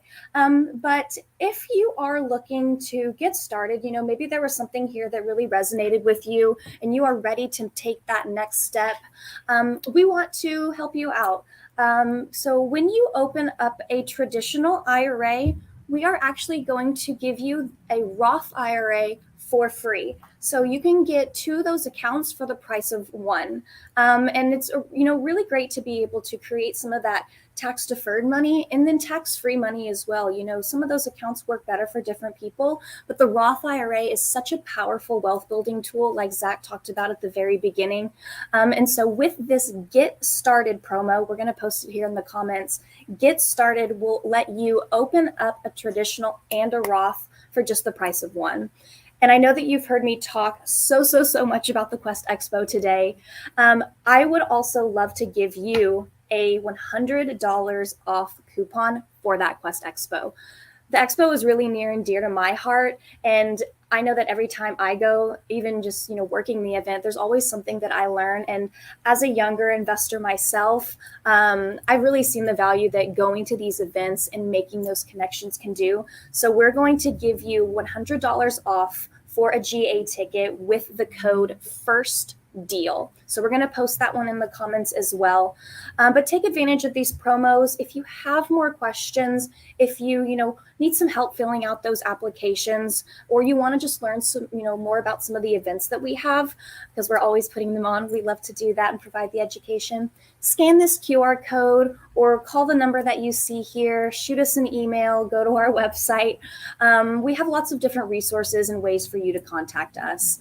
I'm one of our certified IRA specialists. We have a full staff of IRA specialists as well that are, always on the phones answering questions. But we want to be a resource for you, and we hope that you have found value from the event today.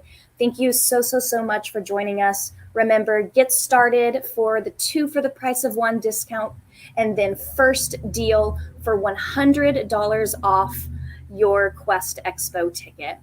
Again, my name is Sarah. I'm so glad to have all of y'all that joined us today. And with that, we will go ahead and wrap up the event. We hope you guys enjoyed and have a great Saturday.